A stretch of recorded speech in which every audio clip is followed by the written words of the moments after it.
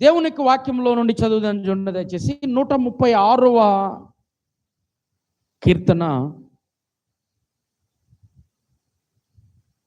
20వ వచనాన్ని చదువుదాం.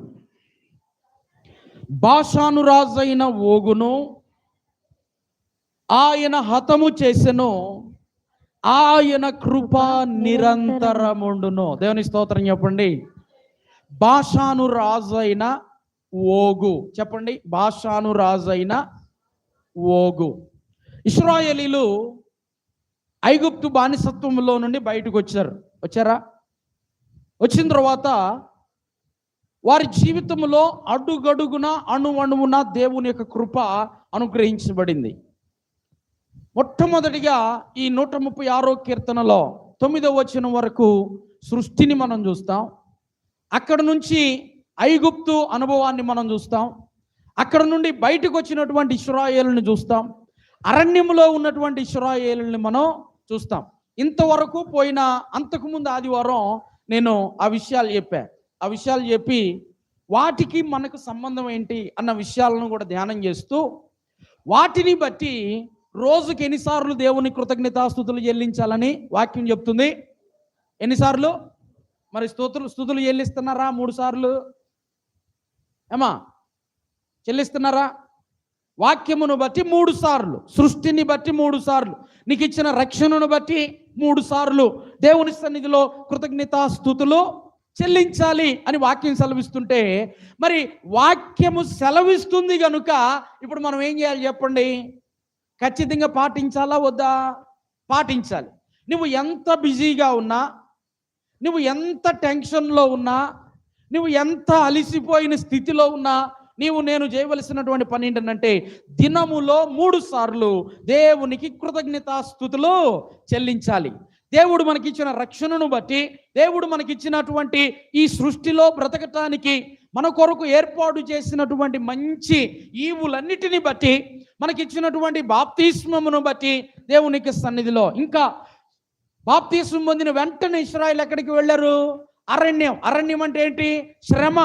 మనం కూడా రక్షణ పొందిన తరువాత శ్రమలలోనికి వెళతాం. అది దేవుని చిత్తం. ఆశీర్వాదం పొందుకోవటమే దేవుని చిత్తం కాదు. మంచి ఉన్నత స్థితిలో ఉండటమే దేవుని చిత్తం కాదు. శ్రమలలో నుండి వెళ్ళటం, కష్టాలలో నుండి వెళ్ళటం, అది దేవుని చిత్తం, దేవుని ప్రణాళిక. ఆ శ్రమలలో, ఆ శోధనల్లో నేనేం చేయాలని వాక్యం సెలవిస్తుందంటే తన ప్రియుని మీద ఆనుకోవాలి. మనకు ఒక ప్రియుడు ఉన్నాడు. ఆ ప్రియుడు ఎవరు చెప్పండి? మన ప్రియుడు ఎవరు? ప్రభువైన యేసుక్రీస్తు. ఆయన మీద ఆనుకుంటూ, ఆయన సహాయము తీసుకుంటూ మనం ఏం చేయాలంట? ముందుకు నడుచుకుంటూ వెళ్ళాలి. అయితే ఇప్పుడు ఆ ముందుకు వెళ్ళేటటువంటి క్రమంలో, ఎక్కడికి వెళ్ళే క్రమంలో? ఐగుప్తు నుండి కానానుకు వెళ్ళేటటువంటి క్రమంలో వీళ్ళకి ఎవరు అడ్డొచ్చారు అని అంటే, ఎవరు వచ్చారో తెలుసా? బాషాను రాజైన ఓగుకు వర్తమానం పంపించారు. ఓగు ఒక రాజు, ఆయనకు ఒక వర్తమానం పంపించారు. ఏమన్నా తెలుసా? వినండి జాగ్రత్తగా. ఏమని వర్తమానం పంపించారు అని అంటే, ఓగు, నీ దేశంలో నుండి మేము నడుచుకొని వెళతాం, మీ దేశంలో ఉన్న మార్గంలో నుండి మేము నడుచుకొని వెళతాం. దయచేసి మీ గ్రామంలో గుండా, మీ దేశంలో గుండా మేము అవతలకి వెళ్ళటానికి మాకు అవకాశం ఇవ్వండి అని అంటే, ఓగు అంటాడు, మీరు మా దేశంలో అడుగు పెడితే మిమ్మల్ని అందరినీ హతము చేస్తాను, నేను అస్సలు అవకాశము ఇవ్వను అని అంటాడు. అన్నప్పుడు నిజంగా సహజంగా నేను ఈ దారి గుండా వెళ్ళాలి అని చెప్పినప్పుడు వాళ్ళు వద్దు అని అంటే, ఒకటి మెదలకుండా వేరే మార్గములో అన్న వెళ్ళాలి, అవునా? లేదు అన్నప్పుడు ఆ వ్యతిరేకించినటువంటి రాజును యుద్ధం ప్రకటించి వాడిని ఓడించి ఆ మార్గములో గుండా వెళ్ళాలి. ఇప్పుడు యుద్ధము ప్రకటించాలి అని అంటే జరుగుతున్నటువంటి సంగతి ఏంటి అని కనుక మనం ఆలోచన చేస్తే, ఎంతమందినో ప్రార్థన ద్వారా, ఎంతమందినో విశ్వాసము ద్వారా జయించినటువంటి మోషే గారికి ఓగును చూసిన వెంటనే భయం పట్టుకుందంట. దేవుని స్తోత్రం చెప్పండి. ఏం పట్టుకుంది? భయం పట్టుకుంది. చాలా చాలా మనం ఆలోచన చేసినప్పుడు, నేను ఇంతకు ముందు కూడా ఒకసారి చెప్పాను, క్రైస్తవ్యము అంటే ఈజీగా ఎవ్వరు తీసుకోకూడదు. క్రైస్తవ్యము అనంటే పూల పాన్పు కాదు, రెడ్ కార్పెట్ పరిచి రండి స్వాగతం సుస్వాగతం అని చెప్పి ఆరతి పళ్ళెం బట్టి తిప్పి రండి అని చెప్పేది కాదు. క్రైస్తవ్యము అనేటటువంటిది చాలా రోషంతో కూడుకున్నది. క్రైస్తవం అనేటటువంటిది ఒక మాటలో చెప్పాలి అంటే యుద్ధముతో సమానం. దేంతో సమానం? యుద్ధముతో సమానం. ఇప్పుడు ఓగుతో యుద్ధం చేయాలి అని అంటే మోషేకు భయం పట్టుకుంది. ఎందుకు భయం పట్టుకుందో చెప్తా. అప్పుడు జీవము కలిగినటువంటి దేవుడు మోషేతో అంటున్నటువంటి మాట చదువుదాం చూడండి దయచేసి. ద్వితీయోపదేశ కాండము 3వ అధ్యాయములు గనక మనం చదివితే 1 నుంచి చదవండి ఒకసారి. 3వ అధ్యాయము ద్వితీయోపదేశ ఖండం 3వ అధ్యాయం 1వ వచనం. మనము తిరిగి బాషాను మార్గమున వెళ్ళినప్పుడు బాషాను రాజు అయిన ఓగును అతని ప్రజలందరూ ఎద్రెయీలులో మనతో యుద్ధము చేయుటకు బయలుదేరి ఎదురుగా రాగా యెహోవా నాతో ఇట్లనెను. వారు యుద్ధం ప్రకటించిన తరువాత యుద్ధం చేయడానికి బయలుదేరి వస్తూ ఉన్నప్పుడు అప్పుడు దేవుడు మోషే గారితో మాట్లాడుతున్నాడు. ఏమని మాట్లాడుతున్నాడు చూడండి. అతనికి భయపడకుము. దేవుని స్తోత్రం చెప్పండి. 2 చేతులెత్తి చెప్పండి. 3వ అధ్యాయం 2వ వచనంలో రాయబడిన మాట ఏంటంటే అతనికి భయపడకుము, అతనిని అతని సమస్త జనమును అతని దేశమును నీ చేతికి అప్పగించి ఉన్నాను. దేవుని స్తోత్రం. ఎందుకు మోషే భయపడుతున్నాడో తెలుసా? ఓగు యొక్క స్థితి ఏంటి అని కనుక మనం ఆలోచన చేస్తే 11వ వచనాన్ని చదవండి ఒకసారి. 3వ అధ్యాయం 11వ వచనం. రెఫాయిములో బాషాను రాజైన ఓగు మాత్రము మిగిలెను, అతని మంచము ఇనుప మంచము, అది అమ్మోనీయుల రబ్బాలోనున్నది కదా, దాని పొడుగు మనుషుని మూరతో. ఆ మంచం యొక్క పొడుగంట మనిషి మూరతో 9 మూరల పొడుగు, దాని వెడల్పు 4 మూరలు. ఎన్ని మూరలంట? వెడల్పు ఎంత? 4 మూరలు. పొడవు ఎంత? 9 మూరలు. ఉదాహరణకి 9 మూరల పొడవు అనంటే ఒక మూర ఈజ్ ఈక్వల్ టు అడుగున్నర వేసుకుందాం. మానవుని యొక్క లెక్కల ప్రకారం ఒక మూర ఎంత? అడుగున్నర. ఇప్పుడు 9 మూరలు అంటే ఎన్ని అడుగులు వస్తుంది? ఎన్ని అడుగులు? 13.5 అడుగులు. ఎన్ని అడుగులు చెప్పండి? ఒక వ్యక్తికి మంచం ఉంటే మామూలుగా ఎంత ఉండొచ్చు ఒక మంచం? మన మంచాలను ఎలా ఉండేవి చెప్పండి? 6, 4, 6, 6, లేకపోతే 5.5, 3 అట్లా మన మంచాల సైజులు ఉంటాయి. కానీ ఇక్కడ ఓగు యొక్క మంచం ఎంత అని అంటే 13.5 అడుగులేం పొడవు, వెడల్పు ఎంత? 6 అడుగుల వెడల్పు. 4 మూరలు అంటే ఎంత? 6 అడుగుల వెడల్పు. అంటే ఇప్పుడు ఆ వ్యక్తి యొక్క మంచమే అంతుంటే ఆ మంచం ఏ మంచం అంట చెప్పాలి అందరూ. ఇనప మంచం ఎవరు చేయించుకుంటారు? ఇనప మంచం ఎవరు చేయించుకుంటారు చెప్పండి? చెక్కల మంచాలు ఆక్కపోతే తర్వాత ఇంకా మామూలు మంచాలు కొంతమంది కూర్చుంటే పట్టపట్టపడ ఇరిగిపోతాయి. అవునా? అల్లుళ్ళు ఎన్ని మంచాలు ఇరగొడతారో మామూలు ఇళ్ళకి సుబ్బయ్య గారు, అర్థమైందా? అల్లుడు మామూళ్ళ ఇంటికి వెళ్ళి మంచాలు సడ్డుగుళ్ళు ఇద్దరు ఒక మంచం మీద కూర్చున్నారంట, ఒక పట్టి మీద ఇరిగిపోయింది మంచం. అంటే చెక్క మంచాలు సహజంగా ఆగో. చెక్క మంచాలు ఆకపోతే ఏం చేస్తారు చెప్పండి? ఇనప మంచాలు. మా ఇంట్లో పెద్ద మంచం ఉండేది, ఇనప మంచం. దాని 6x4 సైజు. అది మంచం చేపిద్దామని చెప్పి పెరేచెరలు పోతే ఆయన సన్న పైపులు చూపించాడు, అరంగుళం పైపులు. నేను అన్నాను, మా నాన్న కానీ మా బాబాయ్ కానీ వచ్చి ఈ మంచం మీద కొనుక్కుంటే ఈ మంచం ఆగదండి అని అంటే, కాదు ఇది కళ్ళింగ పైపు ఇది అన్నాడు. మంచి గట్టి మంచం చేద్దామనంటే, నాకు ఈ మంచం వద్దు, పెద్ద పైపులతో మంచం కావాలి అనంటే, అప్పుడు అంగుళం ఉండి దీంట్లో 4x6 అది చేస్తే దాన్ని మొయ్యలేము, దాన్ని ఈడ్చుకెళ్ళాలి. ఆ మంచం అంత పెద్ద మంచం అనమాట అది. అంటే మనుషులను బట్టి మంచం తయారయ్యి మనుషులను బట్టి మంచం తయారు చేయించుకుంటారు. అంటే ఈ 13.5 అడుగుల పొడగు, 6 అడుగుల వెడల్పు అంటే ఇప్పుడు ఆ మనిషి ఎంత ఉండాలి చెప్పండి? మామూలు పట్ల మంచం మీదకి ఎక్కితేనంట ఆయన పటపట ఇరిగిపోతాయి అంట.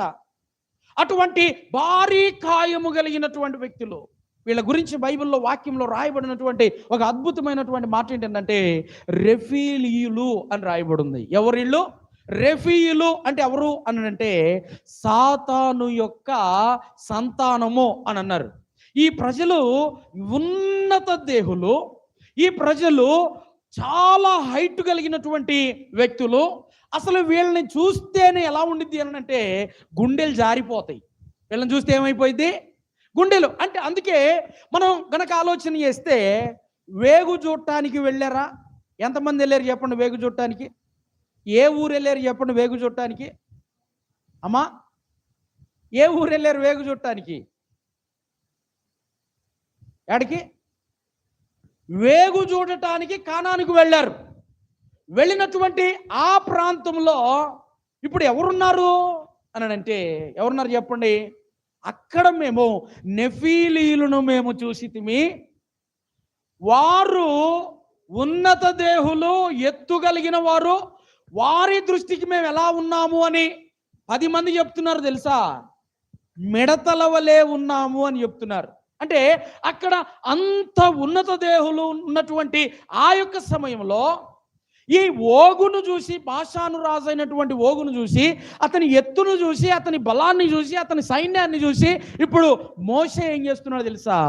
భయపడిపోయి వణికిపోతా ఉన్నాడు. వణికిపోతున్న సమయంలో దేవుడు సెలవిస్తూ ఉన్నటువంటి మాట ఏంటంటే, మోషే అతనికి నీవు భయపడకుము. దేవునికి స్తోత్రం చెప్పండి. ఈ రోజున జీవం కలిగిన దేవుని యొక్క సన్నిధిలో ఓగు రాజు లాంటి సమస్యలు నీ ఎదుట నీ జీవితంలో ఉండి ఉండవచ్చు. నీ జీవితంలో నీ రోగం ఒక ఓగులాగా ఉండొచ్చు, లేకపోతే నీ అప్పు ఒక ఓగులాగా ఉండొచ్చు, నీ సమస్య ఒక ఓగులాగా ఉండొచ్చు. దాన్ని చూసి పదే పదే పదే పదే పదే పదే భయపడిపోయి జడుసుకొని పారిపోతున్నటువంటి సందర్భాలు ఎన్నో మన జీవితంలో ఉండొచ్చు. కానీ నీ సమస్య ఏదైనా కావచ్చు, నీవు చేయవలసిన పని ఏంటంటే నిలబడి ప్రార్థన మాత్రము చేస్తే చాలు. దేవుని స్తోత్రం చెప్పండి. నిలబడి ఏం చేయాలి చెప్పాలి? నిలబడి ఏం చేయాలి? ప్రార్థన. ప్రార్థన అంటే ఏం చెప్పండి? ప్రార్థన అంటే ఏం చెప్పండి? నా కుక్కను దీవించాయా, నా గేదెలను దీవించాయా, నా మేకలు ఈ సంవత్సరం బాగా ఒక 2-3 పిల్లలను కాదు ఒక 1/2 డజను పిల్లల్ని వేయాలి ప్రభువా, ఇదా మన ప్రార్థన? ప్రార్థన అంటే ఏందో తెలుసా?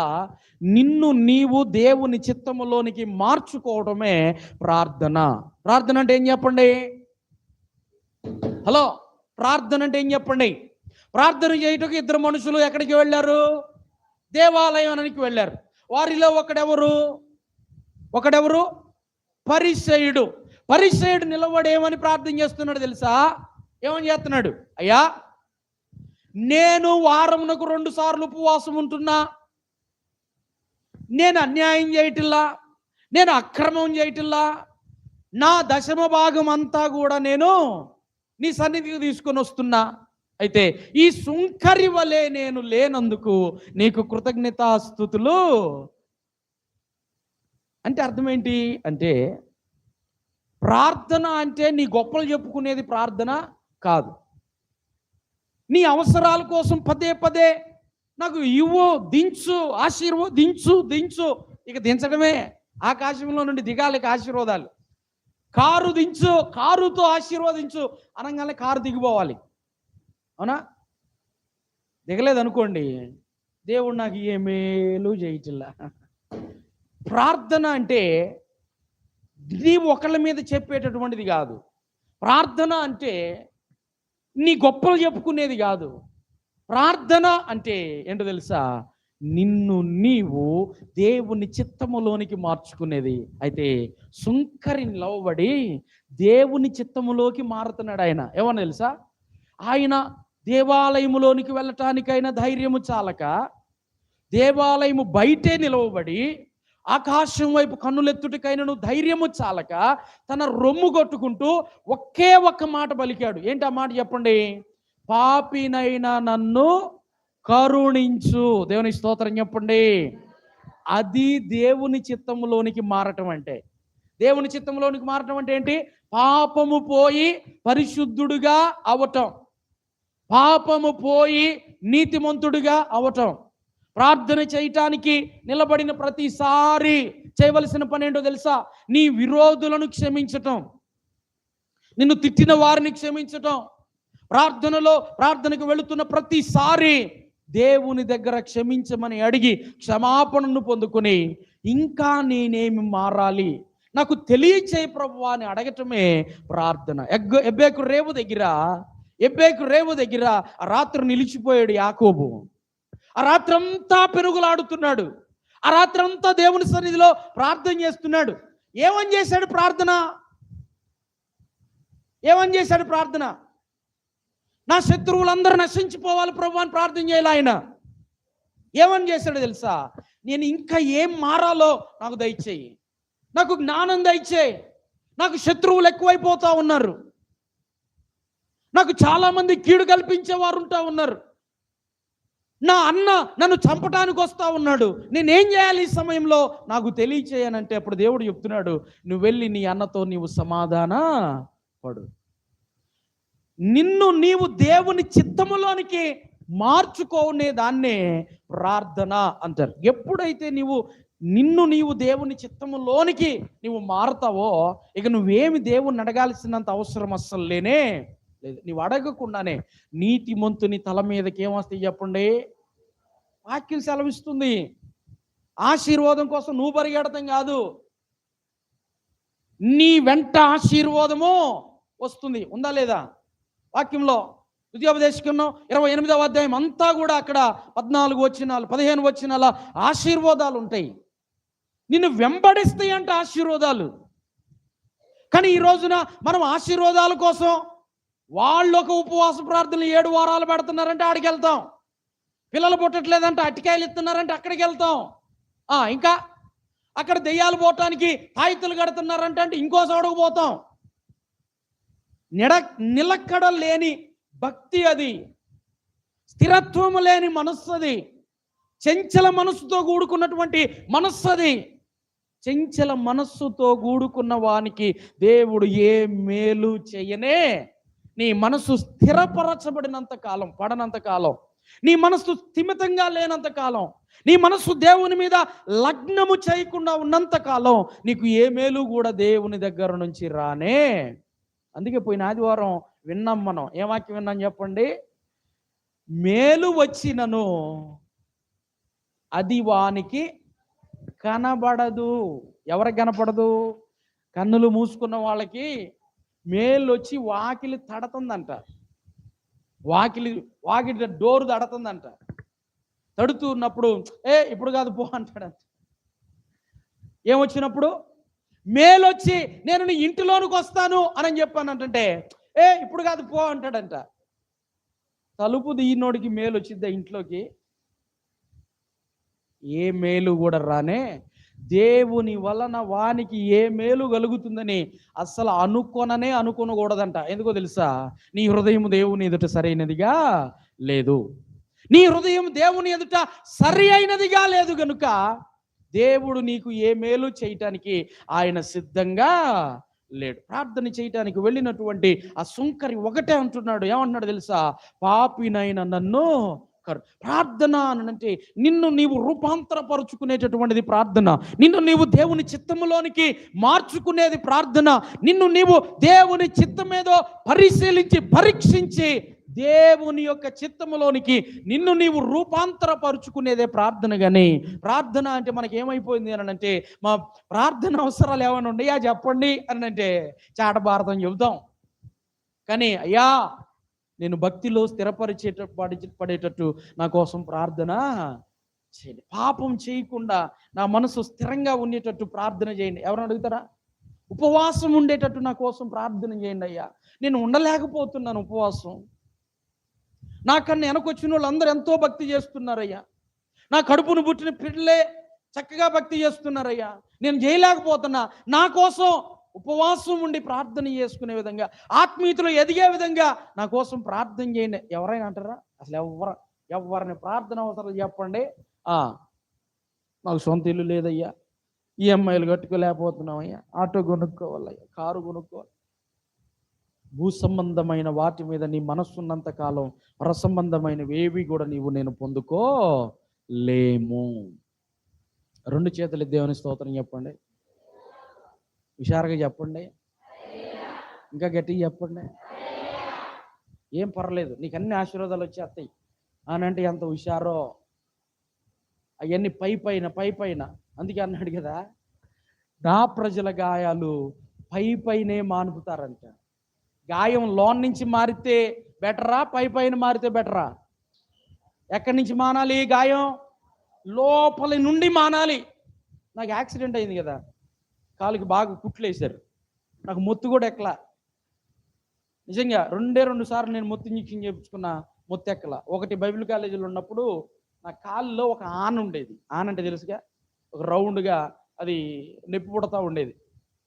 మాకు శనివారం వచ్చేటప్పటికి అవుట్ రీచ్ ప్రోగ్రామ్, బయటికి వెళ్ళాలి, ట్రాక్స్ పంచాలి, సువార్త ప్రకటించాలి ప్రతి శనివారం బైబిల్ కాలేజీలో ఉంటే. అలా వెళ్తూ ఉంటే నడవటానికి చాలా ఇబ్బంది అవుతుంది. సరే హాస్పిటల్కి వెళ్ళి దీన్ని తీసేపిద్దాం అని చెప్పి డాక్టర్ గారి దగ్గరికి వెళ్తే ఆయన అన్నాడు, దాన్ని కత్తితో పెట్టి తీయాలండి, నువ్వు తట్టుకోలేవు, ఇంజక్షన్ ఇస్తాను అని చెప్పాను అన్నాడు. మత్తు ఇంజక్షన్ ఇచ్చాడు. ఇస్తే మొత్తం ఎక్కలా. ఆ కత్తి తీసుకొని కూర్చుకెళ్ళి అబాని కేకేయంగానే, బాబు నీకు మొత్తం ఎక్కలేదు నాయనా, మరి నీ బాడీ మాకు అర్థం కావట్లేదు, దాన్ని అట్లాగే ఉంచుకో అని అంటే, నిజంగా నమ్మండి, నేను ప్రార్థనే చేసుకున్న దాని గురించి పోయింది అది. దేవుని స్తోత్రం చెప్పండి. ప్రభువా నేను నడవలేకపోతున్నా, నా కాళ్ళు ఆనుంది, పద్దా గుచ్చుకుంటా ఉంది, దయచేసి నన్ను స్వస్థపరచవా అంటే దేవుడు స్వస్థపరిచాడు. దేవుని స్తోత్రం చెప్పండి. రెండు చేతులే చెప్పండి, ఇంకొకసారి చెప్పండి. అర్థమవుతుందా? దేవుడు స్వస్థపరిచాడు. ఇప్పుడు జీవము కలిగిన దేవుని యొక్క సన్నిధిలో ఉంటున్నటువంటి మనం రెండోసారి యాక్సిడెంట్ అయిందా? అప్పుడు కూడా కుట్లు వేయటానికి మొత్తం ఇస్తే అప్పుడు ఎక్కలా, పెద్ద సూది తీసుకొని అటు ఇటు మన చినిగిపోయిన బట్టను ఏ విధంగా కుడతారో అటు కుట్టారు. అరుత్తానే ఉన్నా, ఓర్చుకో అంటున్నామా డాక్టర్ గారు. ఎట్లా ఓర్చుకున్నా అయిపోయింది.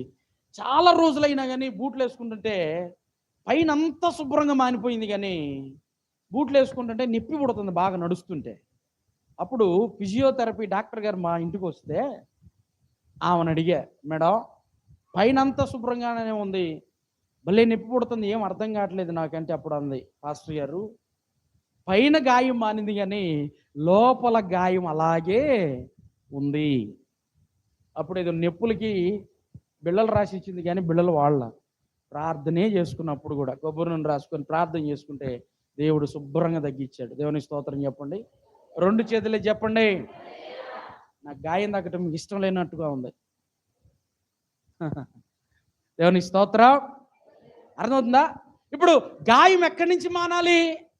లోపల నుండి. మనుషులు ఎక్కడి నుంచి మారాలి? పైకి కాదు, లోన నుండి, అంతరంగంలో నుండి మనము నిజంగా మార్పు చెందినటువంటి వారమై ఉండాలి. ప్రతి ఒక్కరిని కూడా దేవుడు ఏం చేస్తున్నాడంట? చూస్తున్నాడు. అందుకే ప్రార్థన అంటే నాకు ఇది అది కాదు. ప్రార్థన అంటే నిన్ను నీవు దేవుని చిత్తములోనికి మార్చుకోవటమే ప్రార్థన. అందుకే శంకర్ ఏమంటాడు? పాపినైన నన్ను, ఒక్క మాట చేశాడు ఆయన, కానీ వాక్యం చెప్తుంది తెలుసా? అతని కన్నా ఇతడు నీతిమంతుడిగా తీర్చబడి తన ఇంటికి వెళ్ళాడు. దేవుని స్తోత్రం. అయితే జీవం కలిగిన దేవుని సన్నిధిలో ఈ ఓగు యొక్క పరిస్థితిని కనుక మనం ఆలోచన చేసినప్పుడు, అతని ఎత్తు, అతని లావును చూసి ఇప్పుడు ఏం చేస్తున్నాడంట? మోషే భయపడిపోతా ఉంటే 2వ వచనంలో అంటాడు, ద్వితీయోపదేశకాండం 3వ అధ్యాయం 2వ వచనంలో, అతనికి భయపడకుము, అతనిని నీ చేతికి, అతని దేశమును, అతని జనమును, అతని సమస్తమును నీ చేతికి అప్పగించి ఉన్నాను. దేవుని స్తోత్రం చెప్పండి. రెండు చేతులైతే చెప్పండి, ఇంకొకసారి చెప్పండి. ఏం చేస్తున్నాడంట? ఎవరిని చూసి అయితే భయపడుతున్నారో వాడిని, వాడి జనమును, వాడి దేశమును వాడి సమస్తాన్ని నీ చేతికి అప్పగించేసా, నీ ఆధీనములో ఉంటాడాడు. దేవుని స్తోత్ర. మన మీదకు లేచు వారి ఇల్లును దేవుడు మనకు అప్పగించునుగాక. హల్లెలూయా చెప్పండి గట్టిగా. వాడి దేశమును వాడి జనమును మన చేతికి అప్పగించునుగాక. దేవునికి సాధ్యమైనది ఏది? అయితే ఇప్పుడు చూడండి, ఓగు మంచం ఎంత మంచం అంట? 13.5 అడుగుల పొడవు, 6 అడుగుల వెడల్పు. వాడు అంత ఎత్తు, ఆజానుబాహుడు, రాక్షస దేహం, రాక్షస మనిషి. ఇప్పుడు వాడిని ఏం చేయాలి అని అంటే ఇశ్రాయేలీయులు జయించాలి. చెప్పండి, ఎవరు జయించాలి? ఇశ్రాయేలీయులు ఓగును జయించాలి. ఇప్పుడు ఆ ఓగు మంచానికి, ఆ ఓగు రాజుకి, మనకు, మన ఆత్మీయ జీవితానికి ఏంటి సంబంధం అని కనుక మనం ఆలోచన చేస్తే ఏంటో తెలుసు సంబంధం. మన జీవితంలో కూడా ఓగు రాజు లాంటి స్వభావం ఉంటుంది. ఏ స్వభావం? ఓగు రాజు లాంటి. ఆ ఓగు రాజు యొక్క స్వభావం ఎలా ఉంటుంది తెలుసా? గర్వము. ఏంటిది? గర్వం. ఏంటి గర్వం? నా ఎత్తు చూసావా, నా బలం చూసావా, నా రూపం చూసావా అన్నటువంటిది ఒక గర్వం. రెండవది, దేవునికి భయపడేటటువంటి మనస్సు అసలు లేనే లేదు. వాక్యం సెలవిస్తుంది, ప్రతి మనిషి యెహోవా యందు భయభక్తులు కలిగి ఉండాలి. అర్థమవుతుందా? ఆ ఓగుకేం లేదు అని అంటే దేవుడంటే భయము, భక్తి అస్సలు లేనే లేవు.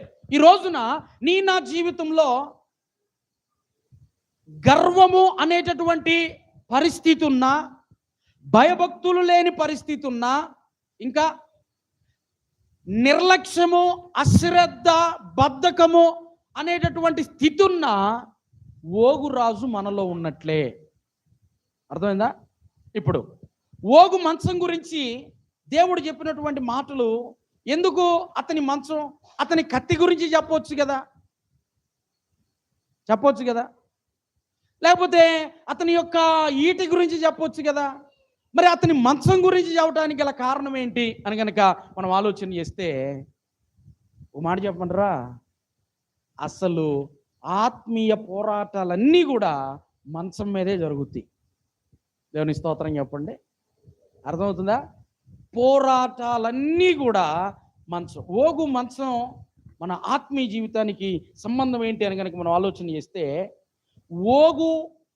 ఓగును జయించాలి అంటే మొట్టమొదట మనం కూడా కొన్ని విషయాలను మనం జయించాలి. వాటిలో మొట్టమొదటి విషయం ఏంటి అని కనుక మనం ఆలోచన చేస్తే చదువుదాం చూడండి దయచేసి. కీర్తన గ్రంథము 6వ అధ్యాయము 6వ వచనం. ప్రతి విశ్వాసికి, ప్రతి ఆత్మీయుడికి, ప్రతి వ్యక్తి జీవితంలో ఆత్మీయ పోరాటం ఎక్కడ జరుగుతుంది అని అంటే మంచం మీదే జరుగుతుంది. దేవుని యొక్క వాక్యం సెలవిస్తూ ఉన్నటువంటి మాట ఏంటంటే, నా మంచం మీద నేను వణుకున్నప్పుడు, చదవండి ఒక మాట చదవండి ఒకసారి దేవుని యొక్క వాక్యంలో నుండి 6వ అధ్యాయము 6వ వచనాన్ని చదవండి ఒకసారి. అమ్మా, నేను మూలుగుచ్చు అలసి ఉన్నాను, ప్రతి రాత్రియు కన్నీరు విడుచుచు, ప్రతి రాత్రియు కన్నీరు విడుచుచు, నా పరుపు తేలజేయుచున్నాను, నా పరుపు తేలజేయుచున్నాను, నా కన్నీళ్ల చేత నా పడక కొట్టుకొని, నా పరుపు కొట్టుకొని పోవచ్చున్నది. గుర్తుపెట్టుకోండి ఒక మాట. పగలంతా కూడా మనము ఏవేవి ఆలోచన చేస్తూ ఉన్నామో, ఏమేమి వింటూ ఉన్నామో, ఏమేమి నేర్చుకుంటూ ఉన్నామో, ఏ పరిస్థితుల్లో మనము ఫెయిల్ అయిపోతూ ఉన్నామో, ఎలాంటి చెడు విషయాల మీద ధ్యానం చేస్తూ మనం ఏం చేస్తాం తెలుసా? సహజంగా మంచం మీద పనుకొని ఉంటాం. మంచం మీద పనుకున్నప్పుడే ఆ పగలంతా కూడా మనం జరిగించినటువంటి విషయాలు కావచ్చు, జరిగించినటువంటి క్రియలు కావచ్చు, లేకపోతే విన్నటువంటి మాటలు కావచ్చు, లేకపోతే నేర్చుకున్నటువంటి మాటలు కావచ్చు, ఆ రాత్రి ఆ మంచం మీద వణుకున్నప్పుడే వాటన్నిటిని మనం ఏం చేస్తామంటే ధ్యానము చేస్తూ ఉంటాం. అయితే ఆ ధ్యానం చేసేటటువంటి క్రమంలో భక్తుడైనటువంటి దావీదు గారు సెలవిస్తూ ఉన్నటువంటి మాట ఏంటంటే, ఆ ధ్యానించేటటువంటి క్రమంలో నేను చేయకూడనటువంటి పాపాలు కూడా నా మంచం మీదే నేను చేశాను. సహజంగా రాత్రిపూట మంచం మీద పడుకున్నప్పుడు మనం ఆలోచన చేసే ఆలోచన ఎలా ఉంటాయి మన జీవితంలో అని అంటే, సహజంగా పాపపు యోచనలన్నీ కూడా యోచించేది మంచం మీద నుండే. ఎవరికి అన్యాయం చేయాలా, ఎవరిని మోసం చేయాలా, ఎవరిని మనము చంపాలా మాటతో, లేకపోతే నేను ఆ విధంగా మాట్లాడాను ఈ విధంగా మాట్లాడాను అని చెప్పి పాపమునకు పరిశుద్ధతకు ఒక యుద్ధము జరిగేది ఎక్కడ అని అంటే మంచము మీదే. అందుకే దావీదు తన యొక్క జీవితంలో అంటున్నటువంటి మాట, బెత్షెబాతో పాపం చేసిన తరువాత దేవుని యొక్క సన్నిధిలోనికి వచ్చినటువంటి ఆయన దేవుని యొక్క సన్నిధిలో ప్రార్థన చేస్తూ అంటున్నాడు, నేను మూలుగుచు అలసి ఉన్నాను. తర్వాత సెలవిస్తున్న మాట, ప్రతి రాత్రి కన్నీళ్లు విడుచుచు నా పరుపును తేలజేసుకొనుచున్నాను, నా కన్నీళ్ల చేత నా యొక్క పరుపు కొట్టుకొని పోవచ్చున్నది. అంటే దేవుని యొక్క సన్నిధిలో క్షమాపణ కొరకు, దేవుని యొక్క సన్నిధిలో నేను చేయవలసినటువంటి, దేవుని దగ్గర నుండి నేను పొందుకోవలసినటువంటి పాప క్షమాపణ కొరకు దేవుని యొక్క సన్నిధిలో ఆయన ఏం చేస్తున్నాడంటే కన్నీరు విడుస్తూ ప్రార్థన చేస్తున్నాడు. మంచం మీద నా పాపములను యోచించి, ద్వేషాలను యోచించి, అనేక మంది జీవితంలో అపాయాలను నేను తలపెట్టి, ఆలోచన విధానాన్ని నేను సరిగ్గా ఉంచనీయకుండా నా మంచము మీద నేను పాపము చేస్తున్నాను అని చెప్పి దేవుని యొక్క సన్నిధిలో ఒక పాప భూయిష్టమైనటువంటి స్థితి నుండి విడిపించబడాలి అని చెప్పి తన మంచము మీద ఆత్మీయ పోరాటము చేస్తున్నాడు. నిజంగా ప్రభునందు ప్రియమైన దేవులారా, జీవము కలిగిన దేవుని యొక్క సన్నిధిలో ఉంటున్నటువంటి నా జీవితాలను గనక మనం ఆలోచన చేస్తూ ఉన్నప్పుడు, మన మంచము మీద మనం ఎలాంటి ఆలోచన చేస్తూ ఉన్నామో దానిని బట్టి మన ఆత్మీయ స్థితి ఆధారపడి ఉంటుంది. దేవుని స్తోత్రం చెప్పండి. మన ఆలోచనలను బట్టి మనము ఆత్మీయులమా, మన ఆలోచనలను బట్టి మనము దుష్టులమా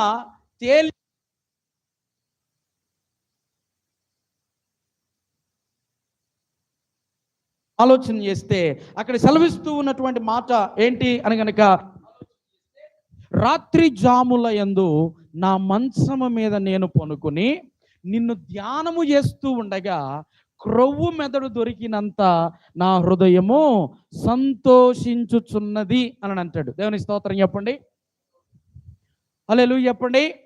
అంటే ఇప్పుడు మంచం మీద ఏం జరుగుతుంది? పాపపు యోచనలు ఒక ప్రక్క, ఎవరిని చంపాలి, ఎవరికి హాని చేయాలి, ఎవరిని తిట్టాలి, ఏ విధంగా నేను మాట్లాడాను అని చెప్పి ఆలోచన చేసుకొని పాపపు యోచనలు చేసుకునేది ఒక ప్రక్క. మరొక పక్క మరొకసారి అంటాడు ఆయన, నా మంచము మీద వణుకొని నేను నిన్ను ధ్యానం చేస్తూ ఉండగా క్రొవ్వు మెదడు దొరికినంతగా నాకు సంతోషించుచున్నాను నా హృదయంలో అంటాడు. అంటే ఇప్పుడు ఓగు మంచాన్ని మనం ఆలోచన చేసుకుంటున్నప్పుడు, ఇప్పుడు ఓగు ఆత్మీయుడైతే కాదు, అర్థమైందా? ఆ మంచం మీద పనుకొనే వాడు వ్యూహాలన్నీ రచిస్తాడంట. ఇప్పుడు నేను చేయవలసిన పని ఏంటంటే మనలో ఉన్న ఆ ఓగు యొక్క లక్షణాలను మనం జయించాలి. ఏంటి ఆ లక్షణాలు అంటే, ఎవరిని చంపుదామా, ఎవరికి హాని చేద్దామా, ఎవరికి నిందిద్దామా, ఎవరిని దూషిద్దామా అని మంచం మీద పనుకొని పాపపు యోచనలు యోచించకుండా ఆ మంచం మీద ఏం చేయాలి అంటే జీవము కలిగిన దేవుని యొక్క సన్నిధిలో మన అంతరింద్రియములు మనకు బోధిస్తూ ఉన్నప్పుడు, అందుకే దావీదు అంటాడు, నా అంతరింద్రియములు నాకు బోధిస్తూ ఉండగా క్రొవ్వు మెదడు దొరికినంతగా నా ప్రాణము తృప్తి పరచబడుతుంది. దేవుని స్తోత్రం చెప్పండి, రెండు చేతులెత్తి చెప్పండి. ఒక అద్భుతమైన మాట యోబు గ్రంథంలో రాయబడిన మాట ఏం తెలుసా? యోబు అనుకుంటున్నాడంట, నా మంచం మీద నాకు నెమ్మది దొరుకుతుంది కదా అనుకున్నాడంట. కానీ యోబుకి మంచం మీద నెమ్మది దొరకలేదంట. మరి ఏం దొరికింది అని అంటే, దర్శనముల వలన నీవు నన్ను భయపెట్టితివి అని అంటాడు. దేవుని స్తోత్రం చెప్పండి. అర్థమవుతుందా? ప్రార్థన చేసుకుని దేవునికి సన్నిధిలో మంచం మీదకి ఎక్కిన తర్వాత ఒక దెయ్యం వచ్చి గుండెల మీద కూర్చొని గుబికి గుద్దుతుంది అనుకోండి, మంచం మీద పనుకొని సుఖంగా నిద్రపోతామా? పోతామా? కెవ్వు కేకేసి లేచి కూర్చుంటాం, ఎర్రి సూపులు బిత్తర సూపులు చూస్తూ ఉంటాం. ఇక పక్కన ఉన్నటువంటి మనుషులను లేపుతాం, లేయ్యా లేయ్యా. భర్త గుర్రు పెట్టుకుని నిద్రపోతుంటే ఎగ్గురొక తనుదనాలు అనిపించిందా? అనిపించింది, కానీ అనలేం. ఏదేమైనప్పటికీ కూడా అటువంటి క్రియలు కాదు, కానీ దానిని మనము జయించగలగాలి. మనం మంచం మీద వణుకున్నప్పుడు మనం దేన్ని ధ్యానించాలి అంటే దేవుని వాక్యమును ధ్యానించాలి, దేవుని ఆజ్ఞలను ధ్యానించాలి, దేవుని కట్టడలను ధ్యానించాలి. అప్పుడేం జరుగుతుంది అంటే ఏం జరుగుతుంది తెలుసా? మనము ఓగును జయించిన వారం అవుతాం. ఆత్మీయ జీవితంలో నీవు ఓగును గనక జయించకపోతే ఏం జరిగి చెప్పండి? కానానుకు ప్రయాణము చేయలేము. ఎవరైనా కావచ్చు, నువ్వైనా కావచ్చు, నేనైనా కావచ్చు. ఓగును గనక మన జీవితంలో జయించకపోతే కానానుకు అంటే పరలోక రాజ్యానికి మనము వెళ్ళలేం. మన ప్రయాణం ఎక్కడ చెప్పండి? ఐగుప్తు నుండి పరమ కానానుకు మన ప్రయాణం, పరలోక రాజ్యానికి మన ప్రయాణం. ఈ పరలోక రాజ్యానికి మన ప్రయాణం అయినప్పుడు మన ప్రయాణము ఆగిపోకుండా సాగిపోవాలి అని అంటే మంచం మీద పాపపు యోచనలు కాదు, దేవుని వాక్యమును గురించిన ధ్యానం మన జీవితంలో ఉండాలి. ఇంకా రెండవది కనుక మనం ఆలోచన చేసినప్పుడు దేవునికి వాక్యం సెలవిస్తూ ఉన్నటువంటి మాట హెబ్రీ పత్రిక చదువుదాం చూడండి దయచేసి. హెబ్రీ పత్రిక 13వ అధ్యాయము 4వ వచనాన్ని చదువుదాము. 5 విషయాలు దేవుడు మనతో మాట్లాడబోతా ఉన్నాడు మంచం గురించి. ఆ మంచం గురించి తెలియజేస్తున్న మాట, వాటన్నిటిని మనం జయించే వారముగా ఉండాలి. హెబ్రీ పత్రిక 13వ అధ్యాయము 4వ వచనం. రెండవది చదువుదామా ఒకసారి. మొదటిది ఏం చెప్పుకున్నాం? ఆత్మీయ పోరాటము జరిగేది మంచం మీద. ఆత్మీయ పోరాటం అంటే ఎవరిని చంపాలి, ఎవరిని అన్యాయం చేయాలి అని ఆలోచన చేసేది మంచం మీదే. తర్వాత ఆత్మీయులకైతే దేవుని వాక్యము ధ్యానం చేసేది కూడా మంచం మీద. ఇప్పుడు ఈ రెండిటికి పోరాటం మనకి, శరీర క్రియల, ఆత్మక్రియల. శరీరానుసారులు ఆత్మ విషయం మీద మనస్సు పెట్టరు, అది వారికి కనబడదు. ఆత్మ విషయాలు కనబడవు. శరీరానుసారికి ఎవరికి కూడా ఆత్మ విషయాలు కనబడవు. దేవుని స్తోత్రం చెప్పండి. అర్థమవుతుందా? ఆత్మ సంబంధమైన మనుషులకే ఆత్మ సంబంధమైన విషయాలు కనపడతాయి. ఇప్పుడు మనం ఆత్మీయులమా శరీరానుసారులమా? మీకేం కనపడుతుందో దాన్ని బట్టి నిర్ణయించబడిద్ది. అర్థమవుతుందా? జాగ్రత్త. ఓకేనా? రెండోది ఏంటంటే పరిశుద్ధమైన రిలేషన్ కలిగి ఉండేటట్లుగా చేసేది మంచమే. చదవండి, ఆ మాట చదవండి. వివాహము అన్ని విషయములలో ఘనమై. చాలా మంది పెళ్లి కార్డులు ఏమని రాపిస్తారు? సునీల్, రేపు నీ పెళ్లి కార్డులో ఇది రాపియాలి. ఓకే, ఏది రాపియాలి? వివాహము అన్ని విషయములలో ఘనమైనది కాదు, ఘనమైనది గాను పాన్పు నిష్కళంకంగా ఉండాలి అని వాక్యం. కంటిన్యూస్ అది. మనం అందరం పెళ్లి కార్డులు ఏమని వేస్తాం తెలుసా? అపవాది మన కళ్ళకు గుడ్డితనాన్ని కలగజేస్తాడు. అపవాది చెప్పేటటువంటి మాట, మనకు ఒక గిరి గీసి నువ్వు ఈ గిరిలోనే ఉండంటాడు. ఆ గిరి నువ్వు దాటి వచ్చావు అన్నంటే చచ్చిపోతావని చెబుతాడు. అవ్వకు కూడా అదే చెప్పాడు. ఏమని? ఏం కాదు, ఈ పండు తింటే నీకేం కాదు, ఇది తిన్న దినమున నీవు ప్రకాశిస్తావు అని చెప్పగానే దేవుడు గిరి గీశాడు. ఆ గిరిలో నుండి బయటకు వచ్చేసి ఆమె ఏం చేసింది? శుభ్రంగా పండు తినింది, చాలా నష్టాన్ని చవి చూసింది. అలాగే అపవాది అయిన సాతాను మనకు కొంతే నేర్చుకునేటట్లు చేస్తాడు.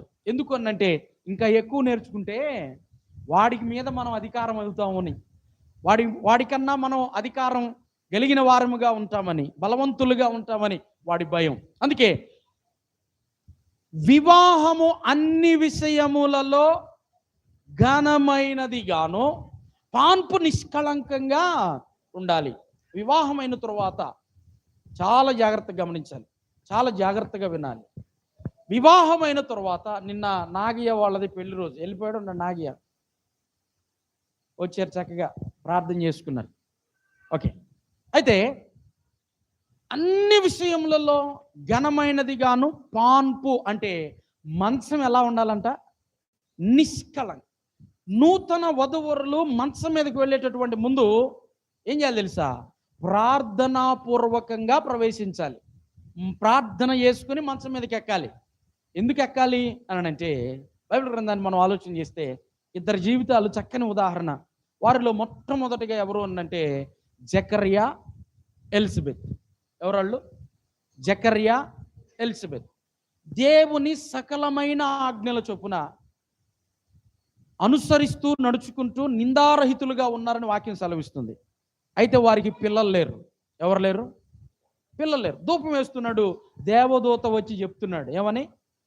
ఇదిగో నీవు వచ్చే సంవత్సరం ఈ రోజుకి ఒక కుమారుణ్ణి కంటావు అని అన్నప్పుడు, ఇది నాకు ఎలా సాధ్యం అని అన్నాడు. తర్వాత దేవదూత చెప్పిన మాటలు నమ్మకపోయేటప్పటికి ఏం జరిగింది చెప్పండి అమ్మా? ఏందమ్మా? మూగవాడైపోయాడు. దేవుని మాటలు నమ్మనందున ఏమైపోయాడు? చెప్పాలి, ఏమైపోయాడు? ఉందా బైబిల్లో మాట? మీ బైబిల్లోనే ఉంది అది. ఈ కాలంలో కూడా అలా జరిగితే ఎంత బాగుండో. దేవుని స్తోత్రం. దేవుని మాటలు నమ్మనోళ్ళందరూ, విన్నోళ్ళందరూ చెవిటోళ్ళు మోగోళ్ళు అయిపోతే కటకట గడగడ వణుకుతా భక్తి చేస్తాం మనం కదా. దుష్క్రియకు తగిన శిక్ష శీఘ్రముగా కలగపోవుట చూసి మనుషుడు భయం విడిచి పాపం చేస్తున్నాడని వాక్యం సెలవిస్తుంది. ఏమి లేదు, ఇప్పుడు మనిషికి భయం లేదు. నీకు కొడుకు పుడతాడు బాబు అనంటే నమ్మలా.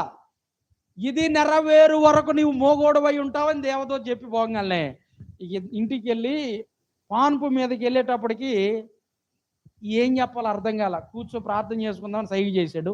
మేడం కూడా కూర్చుంది. మేడం అంటే ఎవరు? ఎలిజబెత్. ప్రార్థన చేయి, మనకి గర్భం వచ్చిందంట, పిల్లలు పుడ. ఏ సైకిల్ చేసి ఉంటాడు మొత్తానికి.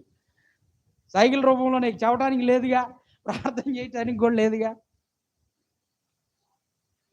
మనకు కూడా అట్లా జరిగితే ఈ ఇంటికి వెళ్ళిన తర్వాత యాక్షన్ అంతా. ప్రార్థనకి రాని వాళ్ళందరూ మోగోళ్ళు అయిపోయారు.